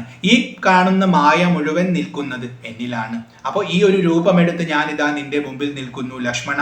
ആ രൂപമെടുത്തിട്ടുള്ളത് എൻ്റെ ശക്തിയായ മായ കൊണ്ടാണ്. അതുകൊണ്ട് മായയിൽ വ്യാപിച്ചിരിക്കുന്നതും വാസ്തവത്തിൽ ഞാൻ തന്നെ. അതുകൊണ്ട് മായാമയൻ. അപ്പൊ നേരത്തെ ജഗന്മയൻ എന്ന് പറഞ്ഞതിന്റെ അതേ അർത്ഥം മായാമയൻ. ജ്ഞാനം കൊണ്ടുപഗമ്യൻ യോഗിനാം ഏകാത്മനാം. ഏകാത്മാവായിരിക്കുന്ന യോഗികളാൽ ജ്ഞാനം കൊണ്ട് ഉപഗമ്യനാണ്. തന്നിൽ മാത്രം രമിച്ചുകൊണ്ട് തൻ്റെ സ്വരൂപബോധത്തെ തിരിച്ചറിഞ്ഞിരിക്കുന്ന ആ അറിയണമെന്നുള്ള വാഞ്ചയോടുകൂടി ഇരിക്കുന്ന യോഗികളാൽ ജ്ഞാനം കൊണ്ട് ഉപഗമ്യനാണ് ഞാൻ. എൻ്റെ അടുത്തേക്ക് വരണമെങ്കിൽ, ഉപഗമ്യം ചെയ്യണമെങ്കിൽ ജ്ഞാനം കൂടിയേ തീരൂ. അതെങ്ങനെയുള്ളവർക്കാണ് സാധിക്കുക? ഏകാത്മാക്കളായ യോഗികൾക്കാണ് സാധിക്കുക. ജ്ഞാനം ആചാര്യ ശാസ്ത്രൗകോപദേശൈക ജ്ഞാനം. അപ്പൊ അവിടെ ജ്ഞാനം കൊണ്ട് ഉപഗമ്യനാണെന്ന് പറഞ്ഞു. ആ ജ്ഞാനം എന്താണെന്ന് വിസ്തരിക്കുകയാണ്. ജ്ഞാനം ആചാര്യ ശാസ്ത്രൗക ഉപദേശ ഐക്യ ജ്ഞാനം. അതായത് ആചാര്യൻ, ഔഘം ശാസ്ത്രത്തിന്റെ കൂട്ടം, അതിൽ നിന്നുമൊക്കെ കിട്ടുന്ന ഉപദേശം. അതായത് ശാസ്ത്രത്തെ മുഴുവൻ പഠിച്ചിട്ടുള്ള ആചാര്യൻ, ആ സത്യത്തെ അറിഞ്ഞിട്ടുള്ളവൻ ശാസ്ത്രങ്ങളെ നമുക്ക് പഠിപ്പിച്ച് തന്ന് അതിലൂടെ നമുക്ക് കിട്ടുന്ന അറിവാണ് ജ്ഞാനം. അപ്പൊ ആ പറഞ്ഞതിനോട് നമുക്ക് താദാത്മ്യം ഉണ്ടായാൽ അതാണ് ഐക്യ ശബ്ദം കൊണ്ട് സൂചിപ്പിക്കുന്നത്. അപ്പൊ ഈ പറഞ്ഞ ശാസ്ത്രങ്ങളെ മുഴുവൻ നന്നായി ഗ്രഹിക്കുന്ന ഗുരുവിനെ സമീപിച്ച് ഗുരു അത് മുഴുവൻ പറഞ്ഞു തരുമ്പോൾ അതിനോട് ഐക്യം പ്രാപിച്ച് അതിനെ നേടണം. അതാണ് ജ്ഞാനം. ആ ജ്ഞാനം കൊണ്ട് ഞാൻ ഉപഗമ്യനാണ്. ആത്മനോരേവം ജീവപരയോർ മൂലവിദ്യ. ആത്മനി കാര്യകാരണങ്ങളും കൂടിച്ചേർന്ന് ലയിച്ചിടുമ്പോൾ ഉള്ളൊരവസ്ഥയല്ലോ മുക്തി. ലയത്തോടാശു വേറിട്ടിരിപ്പതാത്മാവൊന്നേ. മുക്തി എന്താണെന്നാണ് ചോദിച്ചത്. അത് വ്യക്തമാക്കുകയാണ്. ആത്മനോരേവം ജീവപരയോർ മൂലവിദ്യ. അതായത് ജീവൻ പരൻ എന്നുള്ള ഭേദത്തെ പരിപൂർണമായി ഉപേക്ഷിച്ച്, ഇവിടെ രണ്ടുണ്ട് എന്നുള്ള ഒരു തലത്തിലാണ് നമ്മൾ നിൽക്കുന്നത് ആദ്യം. അതിനെ ഉപേക്ഷിച്ച് ഒന്നേ ഉള്ളൂ എന്നുള്ള ബോധത്തിലേക്ക് എത്തി. അതാണ് ആത്മനോരേവം എന്ന് പറയുന്നത്. ആ തലത്തിലേക്ക് എത്തി ആത്മനി കാര്യകാരണങ്ങളും കൂടിച്ചേർന്ന്, കാര്യവും കാരണവുമായിട്ടാണ് നമ്മൾ ആദ്യം അറിയുന്നത്. അപ്പോൾ ഇത് മുഴുവൻ ആധാരമായ ഒരു വസ്തു കൊണ്ട് അതിൻ്റെ ആശ്രയിച്ചുകൊണ്ട് നിൽക്കുന്ന കാരണമാണ് ഇത് മുഴുവൻ എന്ന് നമ്മൾ, കാര്യമാണ് ഇത് മുഴുവൻ എന്ന് നമ്മൾ തെറ്റിദ്ധരിക്കുന്നു. എന്നാൽ അത് മുഴുവൻ ആത്മാവാണെന്ന് മനസ്സിലാക്കി അതിനെ ആത്മാവിൽ ലയിക്കുന്ന ഭാവം നമുക്കുണ്ടാവും. അതാണ് കൂടിച്ചേർന്നു എന്ന് പറയുന്നത്. അങ്ങനെ ഉണ്ടാകുമ്പോൾ, ലയിച്ചിടുമ്പോൾ, ഇതെല്ലാം ചേർന്ന് ആത്മാവിൽ തന്നെ ലയിക്കുമ്പോൾ ഉള്ളൊരവസ്ഥയല്ലോ മുക്തി. ആ അവസ്ഥയുടെ പേരാണ് മുക്തി. ലയത്തോടാശു വേറിട്ടിരിപ്പതാത്മാവ് ഒന്നേ തന്നെ.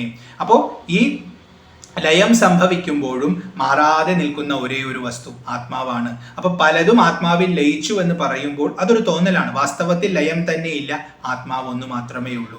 അപ്പോൾ ഇവിടെ ബന്ധനത്തിൽ നിൽക്കുന്നവനെ സംബന്ധിച്ച് മുക്തി എന്ന് പറയുന്നത് ആ ലയമാണ്. എന്നാൽ ആ ലയം കിട്ടിയാൽ നമ്മൾ അറിയുന്നു ഒരു കാലത്തും ബന്ധനം ഉണ്ടായിട്ടേ ഇല്ല. അത് ഏക വസ്തു എല്ലാ കാലത്തും ഒരുപോലെ നിൽക്കുന്നതാണ്. അപ്പൊ ഇതാണ് മുക്തിക്കുള്ള മാർഗം എന്നിവിടെ ആചാര്യൻ രാമചന്ദ്ര മഹാപ്രഭു പറയുകയാണ്. തുടർന്ന് അദ്ദേഹം പറയുന്നു, ജ്ഞാനവിജ്ഞാന വൈരാഗ്യത്തോടു സഹിതമാം ആനന്ദമായിട്ടുള്ള കൈവല്യ സ്വരൂപം ഇത് ഉള്ളവണ്ണമേ പരവാനും ഇതറിവാനും ഉള്ളം നല്ലുണർവുള്ളോരില്ലാരും ജഗത്തിങ്കൽ. രാമൻ ഇത് പറഞ്ഞു കൊടുത്തത് ലക്ഷ്മണന്റെ ഭാഗ്യമാണെന്ന് ലക്ഷ്മണനെ ഓർമ്മപ്പെടുത്തുകയാണ്. വാസ്തവത്തിൽ പറയുകയാണ്, ജ്ഞാനവിജ്ഞാന വൈരാഗ്യത്തോടു സഹിതമാം, ജ്ഞാനം, വിജ്ഞാനം, വൈരാഗ്യം ഇതെല്ലാം കൂടിയിട്ടുള്ള ആനന്ദമായിട്ടുള്ള കൈവല്യ സ്വരൂപം, ഇതെല്ലാം ചേർന്നിട്ടുള്ള ആനന്ദം, കൈവല്യം, കേവലമായ അവസ്ഥയാണ് കൈവല്യം. അതായത് ഒന്നു മാത്രമായ അദ്വയമായ ഭാവം, അതിനെയാണല്ലോ നമ്മൾ നേടാൻ ശ്രമിക്കുന്നത്. അതാണ് മുക്തി. ആ ഭാവത്തെ കുറിച്ച്, ആ കൈവല്യ സ്വരൂപം ഇതുള്ള വണ്ണമേ പരവാനും ഇതറിവാനും ഉള്ളം നല്ലുണർവുള്ളോരില്ലാരും ജഗത്തിങ്കൽ. ഇതിനെ അനുഭവിക്കാനും അനുഭവിച്ചതിന് ശേഷം ഇതിനെ പറഞ്ഞു കൊടുക്കാനും കഴിവുള്ള ആരും ഈ ജഗത്തിൽ ഇല്ല. ശ്രീരാമചന്ദ്ര മഹാപ്രഭു പറയുകയാണ്. എന്തുകൊണ്ടാണ് അങ്ങനെ പറയുന്നത്? ഇതിനെ അറിയുന്നത് ഇത് മാത്രമാണ്, ഇത് ഞാനാണ്, ഇതിനെ ഞാൻ മാത്രമേ അറിയുന്നുള്ളൂ. വാസ്തവത്തിൽ നമ്മൾ അറിയാൻ ശ്രമിക്കുന്നു എന്ന് പറയുന്നതും ക്രമേണ അറിഞ്ഞു എന്ന് പറയുന്നതും മായയുടെ തലത്തിലാണ്. അതുകൊണ്ടാണ് വിദ്യ എന്നതും മായയിൽ ചേർത്തിട്ട് തുടക്കത്തിൽ പറഞ്ഞത്. അപ്പോൾ അറിയാൻ ശ്രമിക്കുന്ന സമയത്ത് നമ്മൾ മായയിലാണ്, അറിഞ്ഞു എന്ന് പറയുമ്പോഴും മായയിലാണ്. പക്ഷെ ആ അറിവ് സിദ്ധിച്ചു കഴിഞ്ഞാൽ മായയ്ക്ക് അതീതമായി. അപ്പോൾ നമ്മൾ അറിയുന്നു നമ്മൾ എപ്പോഴും അത് തന്നെയായിരുന്നു. അപ്പൊ അതിനെ അറിയുന്നത് അത് മാത്രമാണ്. അതുകൊണ്ട് ബാക്കിയുള്ളതിനൊന്നും അത് വർണ്ണിക്കാൻ പറ്റില്ല. അപ്പൊ ഈ പ്രപഞ്ചത്തിൽ അതിനെ അനുഭവിച്ചു വർണ്ണിക്കാൻ പാകത്തിന് ഒരു മനസ്സും ഉണ്ടായിട്ടില്ല. ആത്മാവിനെ ആത്മാവ് മാത്രം അറിയുന്നു. അങ്ങനത്തെ വസ്തുവാണ്. അപ്പൊ അതിനെ അനുഭവിച്ചവൻ ശാസ്ത്രങ്ങളെ ഉപയോഗിച്ച് മായയുടെ സ്വരൂപത്തെ കാണിച്ച് മായയിലൂടെ ക്രമേണ ഇത് മായയാണ്, ഇത് മായയാണെന്ന് പറഞ്ഞ് നേത്തി നേത്തി നേത്തി എന്ന രീതിയിൽ ഇതിനെയെല്ലാം നിരാകരിച്ചുകൊണ്ട് ആ ശേഷ വസ്തുവിനെ ബോധിപ്പിക്കാൻ സഹായിക്കുന്നു. അതുകൊണ്ട് വാക്കുകൊണ്ട് പറയാൻ പറ്റുന്നതോ ചൂണ്ടിക്കാണിക്കാൻ പറ്റുന്നതോ അല്ല. പക്ഷെ അതല്ലാത്തതിനെ അറിയുന്ന നമ്മൾ ഇതൊന്നും അതല്ല എന്ന് മനസ്സിലാക്കി ഇതിനെ ഉപേക്ഷിച്ചാൽ അത് മാത്രം ശേഷിക്കും. അപ്പൊ അത്രയും ശ്രേഷ്ഠമായ ഒരു അറിവാണ് ഞാൻ നിനക്ക് പറഞ്ഞു തന്നത് എന്ന ഒരു സൂചന അവിടെയുണ്ട്. അപ്പൊ നിന്റെ മഹാഭാഗ്യമാണ് നിനക്ക് എന്നെ പോലത്തെ ഒരു ഗുരുവിനെ കിട്ടിയത് എന്നുള്ള സൂചനയും, ഇത് കേൾക്കുന്ന നമുക്ക് എല്ലാവർക്കും ആ ഭാഗ്യമുണ്ടെന്നും ഒരു ഓർമ്മപ്പെടുത്തലാണ് ഇവിടെ ലഭിക്കുന്നത്. മദ്ഭക്തി ഇല്ലാത്തവർക്ക് എത്രയും ദുർലഭം കേൾ, മദ്ഭക്തി കൊണ്ടു തന്നെ കൈവല്യം വരും താനും. ഇത്രയൊക്കെ പറഞ്ഞു. ഇത് പറഞ്ഞു കഴിഞ്ഞ് പറയാണ്, എൻ്റെ ഭക്തി ഇല്ലാത്തവർക്ക് ഇത് ദുർലഭമാണ്. കിട്ടില്ല എന്നൊന്നും പറയുന്നില്ല, പക്ഷെ ദുർലഭമാണ്, കിട്ടാൻ വളരെ പ്രയാസമാണ്. കാരണം ഇതിനെ മുഴുവൻ ഉപേക്ഷിച്ച് ആത്മാവിനെ അറിയുക എന്ന് പറഞ്ഞാൽ അത്രയും ശുദ്ധമായ ശരീരം, മനസ്സ്, ബുദ്ധിയുള്ളവർക്കേ അത് സാധിക്കൂ. അത് അപൂർവമാണ്. ഒരുപാട് സാധന ചെയ്തിട്ടാണ് ഉണ്ടാവുന്നത്. ആ സാധന തന്നെ ഭക്തിയാണ്. ഇപ്പോൾ ഒരു വ്യക്തിക്ക് ജന്മനാൽ തന്നെ ഇത് കിട്ടിയാൽ അയാൾ ഇതിനു മുമ്പ് ഭക്തി ആചരിച്ചിട്ടുണ്ടെന്ന് വേണം അനുമാനിക്കാൻ. അതുകൊണ്ടാണ് ദുർലഭം എന്ന് പറഞ്ഞത്. അപ്പോൾ എൻ്റെ ഭക്തി ഇല്ലാതെ ഇത് കിട്ടാൻ പറ്റില്ല. ഭക്തി കൂടിയേ തീരൂ. മദ്ഭക്തി കൊണ്ടു തന്നെ കൈവല്യം വരും താനും. ഇനി ഭക്തി ഉണ്ടെങ്കിലോ കൈവല്യം ലഭിക്കും. എന്നോട് ഭക്തിയുണ്ടെങ്കിൽ മറ്റെല്ലാ സാധനങ്ങളും എൻ്റെ കൃപ കൊണ്ട് സംഭവിക്കും. നിനക്ക് കിട്ടേണ്ടത് കിട്ടും. നീ മുക്തിയെ നേടിയിരിക്കും. അത് എൻ്റെ ഉറപ്പാണെന്ന് രാമചന്ദ്ര മഹാപ്രഭു ഇവിടെ പറയുകയാണ്. നേത്രമുണ്ടെന്നാകിലും കാൺമതിനുണ്ടു പണി, രാത്രിയിൽ തൻ്റെ പദം ദീപമുണ്ടെന്നാകിലേ, നേരുള്ള വഴി അറിഞ്ഞിടാവിതവണ്ണമേ, ശ്രീരാമ ഭക്തിയുണ്ടെന്നാകിലേ കാണായി വരൂ. ആ പറഞ്ഞതിനെ ഒന്നും കൂടി വ്യക്തമാക്കുകയാണ് ഉദാഹരണമായിട്ട്. ഇപ്പോൾ നമുക്ക് കണ്ണുണ്ട്, ഇപ്പൊ നമുക്ക് കാണാൻ സാധിക്കും, കാഴ്ചയുണ്ട്, കാണാൻ സാധിക്കും. പക്ഷെ ഇരുട്ടുള്ള ഒരു വഴിയാണെങ്കിൽ ആ ഇരുട്ടത്ത് നമുക്ക് കണ്ടുണ്ടായിട്ടും കാര്യമില്ല, നമുക്കൊന്നും കാണാൻ പറ്റില്ല. ഇരുട്ടിനെ മാത്രമേ കാണാൻ പറ്റൂ. അങ്ങനെയുള്ള അവസ്ഥയിൽ നമ്മൾ ഒരു ദീപം കത്തിച്ച് ആ ദീപത്തിന്റെ പ്രകാശത്തെ അവിടെ ആവിർഭവിപ്പിച്ചാൽ ആ ദീപത്തിന്റെ പ്രകാശം നമുക്ക് വഴികാട്ടും. അപ്പൊ കണ്ണുണ്ടായിരുന്നെങ്കിലും നമുക്ക് അവിടെ ദീപത്തിന്റെ സഹായം കൂടിയേ തീരൂ. എന്നിട്ടാണ് നമ്മൾ നേർവഴിയിലൂടെ നടന്നു പോകുന്നത്. അതേപോലെ നേരുള്ള വഴി ഇതറിഞ്ഞിടാ വിധവണ്ണമേ, ശ്രീരാമ ഭക്തിയുണ്ടെന്നാകിലേ കാണായി വരൂ. ആത്മസ്വരൂപമാണ് നമ്മൾ ഇവിടെ ചിന്തിക്കുന്നത്. അത് ഞാൻ തന്നെയാണ്.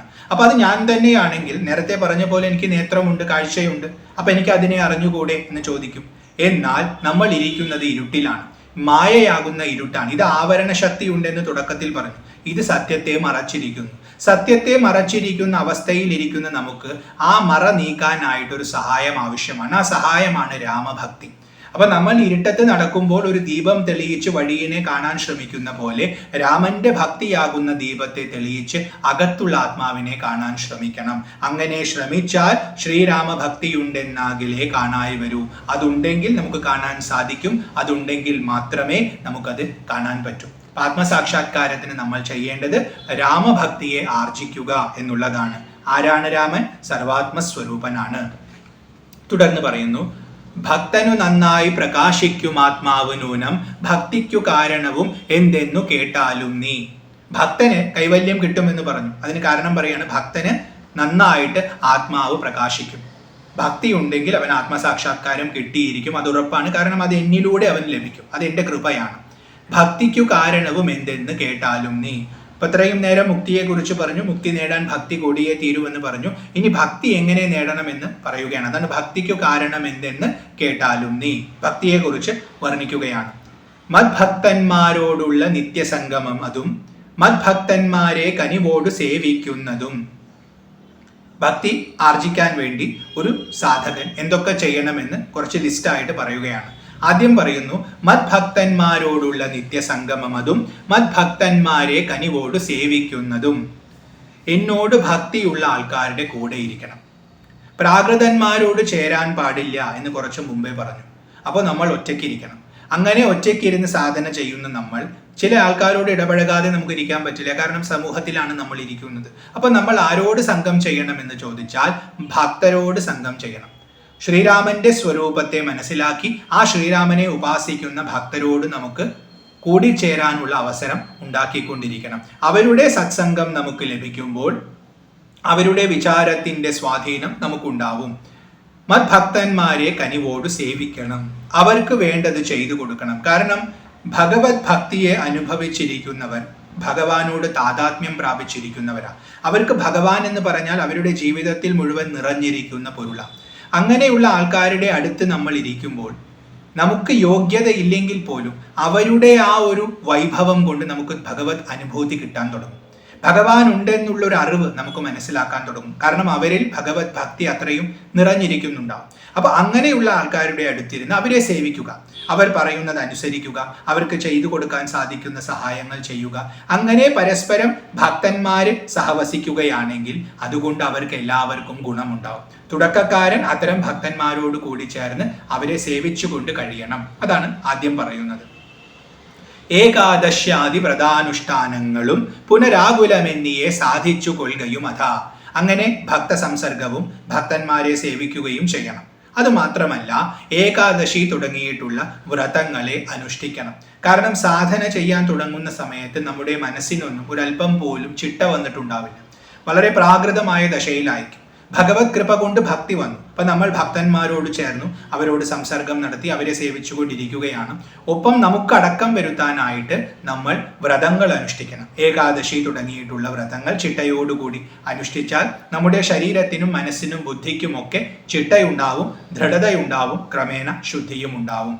അപ്പൊ അത് ആകുലമെന്നിയെ സാധിച്ചു കൊള്ളുകയും അതാ. ഇവിടെ അതെങ്ങനെയാണ് ചെയ്യേണ്ടതെന്ന് വ്യക്തമായി പറയുന്നു. ആകുലമെന്നിയെ, ആകുലം എന്നാൽ ദുഃഖം, ദുഃഖം കൂടാതെ അത് ചെയ്യണം. ഇപ്പൊ വ്രതമെടുക്കുന്ന സമയത്ത് ആൾക്കാർക്ക് പൊതുവെ പറ്റുന്ന ഒരു കുഴപ്പം, അവർ വളരെയധികം കഠിനമായ വ്രതങ്ങൾ എടുക്കും. അവർക്ക് താങ്ങാൻ പറ്റുന്നതിനപ്പുറമുള്ള, ഇപ്പൊ ഭക്ഷണം കഴിക്കില്ല എന്ന് പറഞ്ഞാൽ ഒട്ടും കഴിക്കാതെ ആ വിശപ്പ് സഹിച്ചുകൊണ്ട് ദുഃഖിക്കും. അതുകൊണ്ട് ഭഗവാൻ സന്തോഷിക്കുമെന്ന് അവർ ധരിക്കും. എന്നാൽ ഭഗവാൻ ഇവിടെ പറയുന്നു, ആകുലമെന്നിയെ സാധിച്ചു കൊള്ളുകയും അതാ. ദുഃഖിക്കാതെ ചെയ്യണം. നിന്റെ ശരീരത്തിനും നിന്റെ മനസ്സിനും നിന്റെ ബുദ്ധിക്കും ചിലതൊക്കെ പാകപ്പെട്ടിട്ടുണ്ടാവും. അത് മാത്രമേ നീ ചെയ്യാൻ പാടൂ. ഇപ്പൊ നിനക്ക് ഭക്ഷണം ഒരു നേരം കഴിച്ചാൽ സാധിക്കുമെങ്കിൽ ഒരു നേരം കഴിക്കുക. അതല്ല, നിനക്ക് ലഘുവായ ഭക്ഷണമാണെങ്കിൽ 3 നേരം കഴിച്ച് ചെയ്യുക. അപ്പൊ നിനക്ക് എങ്ങനെയാണോ സാധിക്കുന്നത് ആ രീതിയിൽ. കാരണം നിന്റെ കർമ്മത്തിന്റെ ദോഷം കൊണ്ടും ഗുണം കൊണ്ടും പല പരിമിതിയും നിനക്കുണ്ടാവും. നിന്റെ ശരീരത്തിന് പരിമിതിയുണ്ട്, മനസ്സിന് പരിമിതിയുണ്ട്. അത് മനസ്സിലാക്കി അതിനെ ക്ലേശിപ്പിക്കാതെ, കാരണം അതിനെ ക്ലേശിപ്പിച്ചാൽ ഞാൻ സന്തോഷിക്കുമെന്ന് നീ തെറ്റിദ്ധരിക്കരുത്. അപ്പൊ അതിനെ ക്ലേശിപ്പിക്കാതെ ആകുലമെന്നിയെ നീ വ്രതങ്ങൾ അനുഷ്ഠിക്കണം. ഇപ്പൊ ഭക്തന്മാരോട് സംസർഗമുണ്ടാവണം, അവരെ സേവിക്കണം, ദുഃഖമില്ലാതെ വ്രതങ്ങളെ അനുഷ്ഠിക്കണം. അത് കഴിഞ്ഞ് പറയുന്നു, പൂജനം വന്ദനവും ഭാവനം ദാസ്യം നല്ല ഭോജനം അഗ്നിവിപ്രാണാം കൊടുക്കയും അഥാ. ഭക്തരോട് സംസർഗം പറഞ്ഞു, അവരെ സേവിക്കാൻ പറഞ്ഞു, വ്രതം അനുഷ്ഠിക്കാൻ പറഞ്ഞു. തുടർന്നുള്ള കാര്യങ്ങൾ പറയുന്നു. ഭഗവാനെ പൂജിക്കുക, പൂജനം. ഭഗവാന്റെ ഒരു രൂപമൊക്കെ വെച്ച് ആ ഭഗവാനെ നമ്മൾ പലതും കൊടുത്ത് പൂജിക്കുക, അഗ്നിയൊക്കെ കാണിച്ച് പൂജിക്കുക. വന്ദനം, ആ ഭഗവാനെ വന്ദിക്കുക. ഇവിടെ വന്ദനം എന്ന പദം കൊണ്ട് ഭഗവാനെ നമസ്കരിക്കുക എന്നും സ്തുതിക്കുക എന്നുള്ള അർത്ഥവും എടുക്കാം. ഭാവനം, എന്നിട്ട് ആ ഭഗവാന്റെ രൂപത്തെ മനസ്സിൽ കാണുക, ഭഗവാന്റെ ലീലകളെ സ്മരിക്കുക, അങ്ങനെ ഭഗവാനെ ധ്യാനിക്കുക. ദാസ്യം, ഭഗവാന്റെ ദാസനാണെന്നുള്ള ഭാവത്തിൽ ജീവിക്കുക. ഇപ്പൊ ഭഗവാന്റെ ദാസ്യം എന്ന് പറഞ്ഞാൽ ഭഗവാന്റെ പൂജാമുറി വൃത്തിയാക്കുക, അങ്ങനെ ഒരു സാമാന്യാർത്ഥത്തിൽ മാത്രമല്ല. നമ്മുടെ ജീവിതത്തിൽ ഉടനീളം നമ്മുടെ പ്രഭുവാണ് ഈശ്വരൻ എന്ന ബോധത്തോടെ ജീവിച്ചാൽ ദാസ്യമായി.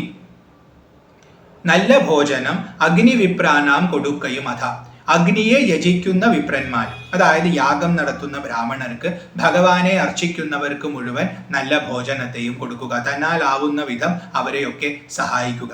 അപ്പൊ നേരത്തെ പറഞ്ഞ ഭക്തരോടുള്ള സംസർഗത്തിന്റെ ഒരു തുടർച്ച തന്നെയാണ് ഇത്. അവർക്ക് ഭോജനം കൊടുക്കുമ്പോഴും നമ്മുടെ മനസ്സിന് ശുദ്ധി വരും. അപ്പൊ അങ്ങനെ പൂജനം, വന്ദനം, ഭാവനം, ദാസ്യം, ഭോജനം കൊടുക്കൽ, അന്നദാനം തുടങ്ങിയതൊക്കെ ചെയ്യുക. മൽകഥാപാഠ ശ്രവണങ്ങൾ ചെയ്യുകയും മുതാ മൽഗുണനാമങ്ങളെ കീർത്തിച്ചു കൊള്ളുകയും, എന്നിട്ട് എൻ്റെ കഥകളെ നന്നായിട്ട് കേൾക്കുക. എൻ്റെ കഥ പറയാൻ അറിയുന്ന ആൾക്കാർ, അവർ കേമന്മാരായിരിക്കും, അങ്ങനെയുള്ള ആൾക്കാരുടെ അടുത്തിരുന്ന് എൻ്റെ കഥയെ ശ്രവിക്കുക. കഥയെ ശ്രവിക്കുക എന്ന് പറഞ്ഞാൽ എൻ്റെ പൊരുളിനെ ശ്രവിക്കുക എന്നാണ് അർത്ഥം. ഭഗവത് വിചാരം എവിടെയെല്ലാം നടക്കുന്നുവോ അവിടെയെല്ലാം ചെന്നിരുന്നു കൊണ്ട് ശ്രദ്ധയോടുകൂടി ഭഗവാനെ കുറിച്ച് കേൾക്കുക. അത് ചിലപ്പോൾ കഥാരൂപത്തിലായിരിക്കും, ചിലപ്പോൾ സ്തോത്ര രൂപത്തിലായിരിക്കും, ചിലപ്പോൾ സൂക്ഷ്മമായ തത്വാർത്ഥ വിചാരമായിരിക്കും. അതെന്താണെങ്കിലും അതൊക്കെ ഭഗവത് കഥകളാണ്. അത് കേട്ട് അതിനെ നന്നായി ശ്രവിച്ച്, അതായത് അത് പഠിക്കുകയും ചെയ്യണം, ശ്രവിക്കുകയും ചെയ്യണം. അങ്ങനെ ചെയ്ത് മുത, എങ്ങനെയാണ്? സന്തോഷത്തോടെയാണ്. ഇത്തരം പ്രവൃത്തികൾ ചെയ്യുമ്പോൾ അതൊരു ബാധ്യതയാണെന്ന് കരുതി ചെയ്യാൻ പാടില്ല, സന്തോഷത്തോടു കൂടി ചെയ്യണം. അങ്ങനെ ചെയ്യുമ്പോൾ മാത്രമേ അതിൻ്റെ ഫലം കിട്ടൂ. അപ്പോൾ മുത, സന്തോഷത്തോടു കൂടി മൽകഥാപാഠ ശ്രവണങ്ങൾ ചെയ്യുകയും മൽഗുണനാമങ്ങളെ കീർത്തിച്ചു കൊള്ളുകയും, അങ്ങനെ നമ്മൾ കേട്ടു മനസ്സിലാക്കിയ കാര്യങ്ങളെ നമ്മൾ സ്വയം കീർത്തിക്കുകയും വേണം. സ്തോത്രങ്ങൾ തുടങ്ങിയവ ജപിക്കുകയും വേണം. ഭഗവാന്റെ മഹിമ എന്താണെന്ന് നമ്മൾ വീണ്ടും വീണ്ടും അതുവഴി ഓർക്കും. അങ്ങനെ ഓർക്കുക മാത്രമല്ല, മറ്റുള്ളവർക്ക് അത് കേൾക്കാൻ കാരണവുമാകും. സ്തോത്രമൊക്കെ ജപിക്കുമ്പോൾ കേൾക്കുന്നവർക്ക് ശ്രദ്ധയുണ്ടായാൽ അവർക്കും ഭഗവത് അനുഭൂതി സിദ്ധിക്കും. സന്തതമിത്തമെങ്കൽ വർത്തിക്കും ജനങ്ങൾക്കൊരന്തരം വരാതൊരു ഭക്തിയുമുണ്ടായി വരും. അങ്ങനെ എപ്പോഴും എന്നിൽ തന്നെ വർദ്ധിക്കുന്ന ആൾക്കാർ. അപ്പൊ ഈ പറഞ്ഞ പോലെ, അതായത് അവര് എൻ്റെ ഭക്തരോട് കൂടിയിരിക്കുന്നു, അവരെ സേവിക്കുന്നു, അവര് ഏകാദശി തുടങ്ങിയിട്ടുള്ള വ്രതങ്ങൾ ദുഃഖമില്ലാതെ അനുഷ്ഠിക്കുന്നു, അവർ പൂജിക്കുന്നു, വന്ദിക്കുന്നു, ധ്യാനിക്കുന്നു, സേവനം അനുഷ്ഠിക്കുന്നു, അന്നദാനം ചെയ്യുന്നു, എൻ്റെ കഥകളെ പഠിക്കുന്നു, ശ്രവിക്കുന്നു, എൻ്റെ ഗുണങ്ങളെയും നാമങ്ങളെയും കീർത്തിക്കുന്നു. അപ്പൊ ഗുണങ്ങളെ കീർത്തിക്കുക, നാമങ്ങളെ കീർത്തിക്കുക എന്നതിൽ സ്തോത്രം മാത്രമല്ല ജപവും വന്നു. അതെല്ലാം ചെയ്തുകൊണ്ട് സന്തതം എപ്പോഴും ഇപ്രകാരം എങ്കൽ വർത്തിക്കും ജനങ്ങൾക്കൊരന്തരം വരാതൊരു ഭക്തിയും ഉണ്ടായി വരും. അവർക്ക് ഒരു വിഘ്നവുമില്ലാതെ, ഒരു കുറവുമില്ലാത്ത ഭക്തി അവർക്ക് സംഭവിക്കും. ഒരു തടസ്സമില്ലാത്ത ഭക്തി അവർക്ക് സിദ്ധിക്കും. ഭക്തി എത്രത്തോളം ദൃഢമാകുന്നുവോ അത്രത്തോളം മുക്തിക്കുള്ള സാധ്യത വർദ്ധിക്കും. മുക്തിയോട് നമ്മൾ അടുക്കും. അപ്പൊ ദൃഢമായ ഭക്തി ഉണ്ടാവാൻ ഈ പറഞ്ഞ കാര്യങ്ങൾ ചെയ്താൽ മതി. ശ്രദ്ധയോടുകൂടി ഇത് അനുഷ്ഠിച്ചാൽ അവർക്ക് ഭക്തി ഉറപ്പായും വർദ്ധിക്കും. തുടർന്ന് പറയുന്നു, ഭക്തി വർദ്ധിച്ചാൽ പിന്നെ മറ്റൊന്നും വരേണ്ടതിൽ ഉത്തമോത്തമന്മാരായുള്ളവർ അവരല്ലോ. അവർക്ക് അങ്ങനെ ഭക്തി സിദ്ധിച്ചാൽ പിന്നെ ഒന്നും അവർക്ക് ആവശ്യമല്ല, മറ്റൊന്നും നേടേണ്ട ആവശ്യം അവർക്കില്ല. അവർ ഉത്തമോത്തമന്മാരായിരിക്കും. ഉത്തമന്മാരെന്ന് പറഞ്ഞാൽ തന്നെ ഏറ്റവും ശ്രേഷ്ഠരായവരാണ്. അവരിൽ വെച്ച് ഏറ്റവും ശ്രേഷ്ഠരായിട്ട് അവർ ഭവിക്കും, ഉത്തമോത്തമന്മാരായി ഭവിക്കും. അത്രയും ശ്രേഷ്ഠത അവർക്ക് ഭക്തി കൊണ്ട് സിദ്ധിക്കും. അപ്പൊ ഭക്തിയുടെ മഹിമ എത്രയാണെന്ന് ഇവിടെ പറഞ്ഞു. ആ ഭക്തിയെ നേടാൻ ബാധ്യതപ്പെട്ടവരാണ് നമ്മൾ ഓരോരുത്തരും. കാരണം ഭഗവാനെ അറിയാനുള്ള ഒരു അവസരം നമുക്ക് കിട്ടി. ഈ ഭാഗ്യം എല്ലാവർക്കും കിട്ടില്ല. അപ്പൊ ഭഗവാനെ അറിയാൻ ഇതുപോലത്തെ പാരായണങ്ങൾ നടത്തുമ്പോൾ, അതിൻ്റെ ചിന്തനം നടത്തുമ്പോൾ ഭഗവാനെ അറിയാനുള്ള അവസരമാണ് ആ ഭഗവാൻ കാരുണ്യത്തോടു കൂടി നമുക്ക് നൽകുന്നത്. അത് ഉപയോഗപ്പെടുത്തിക്കൊണ്ട് കൂടുതൽ കൂടുതൽ ഭക്തിയെ ദൃഢപ്പെടുത്താൻ നമ്മൾ ശ്രമിക്കണം. അങ്ങനെ ശ്രമിക്കുകയാണെങ്കിൽ നമ്മൾ ഉത്തമോത്തമന്മാരായിട്ട് ഭവിക്കും. മറ്റൊന്നും നമുക്ക് ആവശ്യമില്ല. അതൊന്നു മാത്രം, ആ ഒരു ഗുണം, ഭക്തി എന്ന ഗുണം ഒന്ന് മാത്രം ഉണ്ടായാൽ മതി. ശേഷിക്കുന്നതെല്ലാം ഭക്തി കൊണ്ടുവന്ന് തരും. ഇപ്പൊ ഭാഗവതത്തിന്റെ മാഹാത്മ്യം പറയുമ്പോൾ അവിടെ ഭക്തിയുടെ മക്കളാണ് ജ്ഞാനവൈരാഗ്യം എന്ന് പറയും, മുക്തി ദാസിയാണെന്ന് പറയും. ഒരു കഥയുണ്ട്, പത്മപുരാണത്തിൽ വരുന്ന കഥയാണ്. അപ്പം ഭക്തിയുടെ ദാസിയാണ് മുക്തി. ഭക്തി ഉണ്ടെങ്കിൽ മുക്തി വന്ന് സേവിച്ചു കൊള്ളും എന്ന അർത്ഥം. ജ്ഞാനവും വൈരാഗ്യവും മക്കളാണ്. ഭക്തി ഉണ്ടെങ്കിൽ ഇത് രണ്ടും സ്വാഭാവികമായും കിട്ടും. അപ്പൊ ലക്ഷ്മണൻ ചോദിച്ചിട്ടുള്ളതിന്റെ ഉത്തരമാണ്, സാരമായിട്ട് പറഞ്ഞാൽ ഭക്തിയാണ് വേണ്ടത്. ഭക്തി ഉണ്ടെങ്കിൽ ബാക്കിയെല്ലാം കിട്ടിക്കോളും. ഭക്തിയുക്തനു വിജ്ഞാന ജ്ഞാന വൈരാഗ്യങ്ങൾ സദ്യ സംഭവിച്ചിടും, എന്നാൽ മുക്തിയും വരും.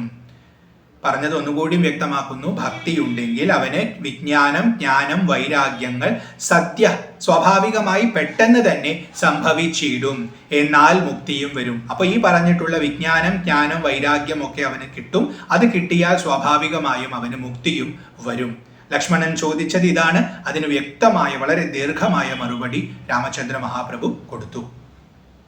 മുക്തിമാർഗം താവക പ്രശ്നാനുസാരവശാൽ ഉക്തമായതു നിനക്കെന്നാലേ ധരിക്ക നീ ചോദിച്ചതുകൊണ്ട് നിനക്ക് ഞാൻ മുക്തിമാർഗത്തിന്റെ ഈ രഹസ്യം പറഞ്ഞു തന്നു. വക്തവ്യമല്ല നൂനം എത്രയും ഗുഹ്യം മമ ഭക്തന്മാർക്കൊഴിഞ്ഞുപദേശിച്ചിടരുതല്ലോ. ഇത് ഗുഹ്യമാണെന്ന് തുടക്കത്തിലേ പറഞ്ഞു. അതൊന്നും കൂടി ഉറപ്പിക്കുകയാണ്. ഇത് വളരെ രഹസ്യമാണ്. ഈ രഹസ്യം അറിയാൻ ഒരു യോഗ്യത വേണം. അത് ഭക്തിയാണ്. അപ്പൊ ഭക്തിയുള്ളവർക്ക് മാത്രമേ ഇത് നീ പറഞ്ഞു കൊടുക്കാൻ പാടൂ. ഭക്തിയില്ലാത്തവരോട് നീ ഇത് പറയാൻ പാടില്ല എന്ന കാര്യം നിനക്ക് ഉറപ്പുണ്ടാവണം. ഭക്തന്മാർക്കൊഴിഞ്ഞുപദേശിച്ചിടരുതല്ലോ. ഭക്തൻ എന്നാകിലവൻ ചോദിച്ചീലെന്നാകിലും വക്തവ്യം അവനോട് വിശ്വാസം വരികയാൽ. ഇനി ഭക്തനായ ഒരാള് ഇത് നിന്നോട് ചോദിച്ചിട്ടില്ല, അവൻ ഈ പറഞ്ഞ കാര്യങ്ങളെ കുറിച്ചൊന്നും അറിവില്ല, അവൻ എന്നോട് നല്ല ഭക്തിയുണ്ട്, അങ്ങനെയുള്ള ആൾ അതിന് യോഗ്യനാണെന്ന് മനസ്സിലാക്കി അവൻ ചോദിച്ചിട്ടില്ലെങ്കിൽ പോലും നീ അവന് പറഞ്ഞു കൊടുക്കണം. ഭക്തി ഇല്ലാത്തവൻ ചോദിച്ചാലും പറഞ്ഞു കൊടുക്കരുത്, ഭക്തി ഉള്ളവൻ ചോദിച്ചില്ലെങ്കിലും പറഞ്ഞു കൊടുക്കണം. അപ്പൊ ഭക്തിയാണ് ഇതിന് വേണ്ട ക്വാളിഫിക്കേഷൻ. ഭക്തി വിശ്വാസ ശ്രദ്ധായുക്തനാം മർത്യനിതു നിത്യമായി പാഠം ചെയ്യിൽ അജ്ഞാനം അകന്നു പോവും. ഇപ്പൊ ഈ പറഞ്ഞിട്ടുള്ള ഉപദേശം ഇവിടെ ഗ്രന്ഥത്തിൽ രേഖപ്പെടുത്തി വെച്ചിട്ടുണ്ട്. അപ്പൊ അതിനെ ഒരു വ്യക്തി ഭക്തി വിശ്വാസ ശ്രദ്ധയോടുകൂടി, ശ്രദ്ധായുക്തനാം.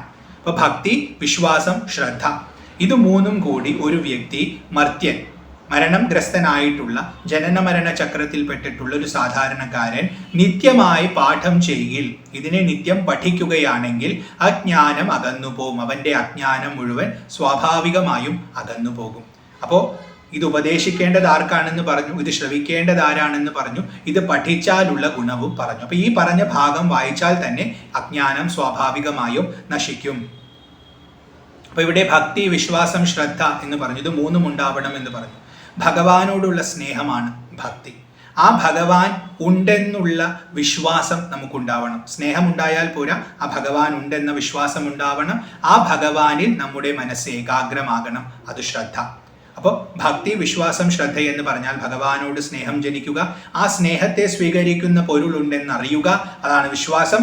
അതിനോട് നമുക്ക് കൂടുതൽ കൂടുതൽ ശ്രദ്ധ, ഏകാഗ്രമായ ഭാവം സിദ്ധിക്കുക. ഇത് മൂന്നും ഉണ്ടെങ്കിൽ ആ ഭാവത്തോടു കൂടി നമ്മൾ ഇത് പഠിച്ചാൽ നമുക്ക് സ്വാഭാവികമായും അജ്ഞാനം അകന്നു പോകും. ഭക്തി സംയുക്തന്മാരാം യോഗീന്ദ്രന്മാർക്കു നൂനം ഹസ്തസംസ്ഥിതയല്ലോ മുക്തി എന്നറിഞ്ഞാലും. ഉപസംഹരിക്കുകയാണ് രാമൻ.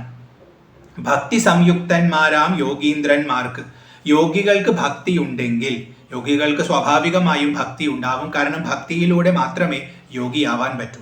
അപ്പോൾ ഭക്തിയുക്തമായിട്ടുള്ള യോഗികൾക്ക് ഹസ്തസംസ്ഥിതയല്ലോ, കയ്യിലുള്ളതാണ് എപ്പോഴും.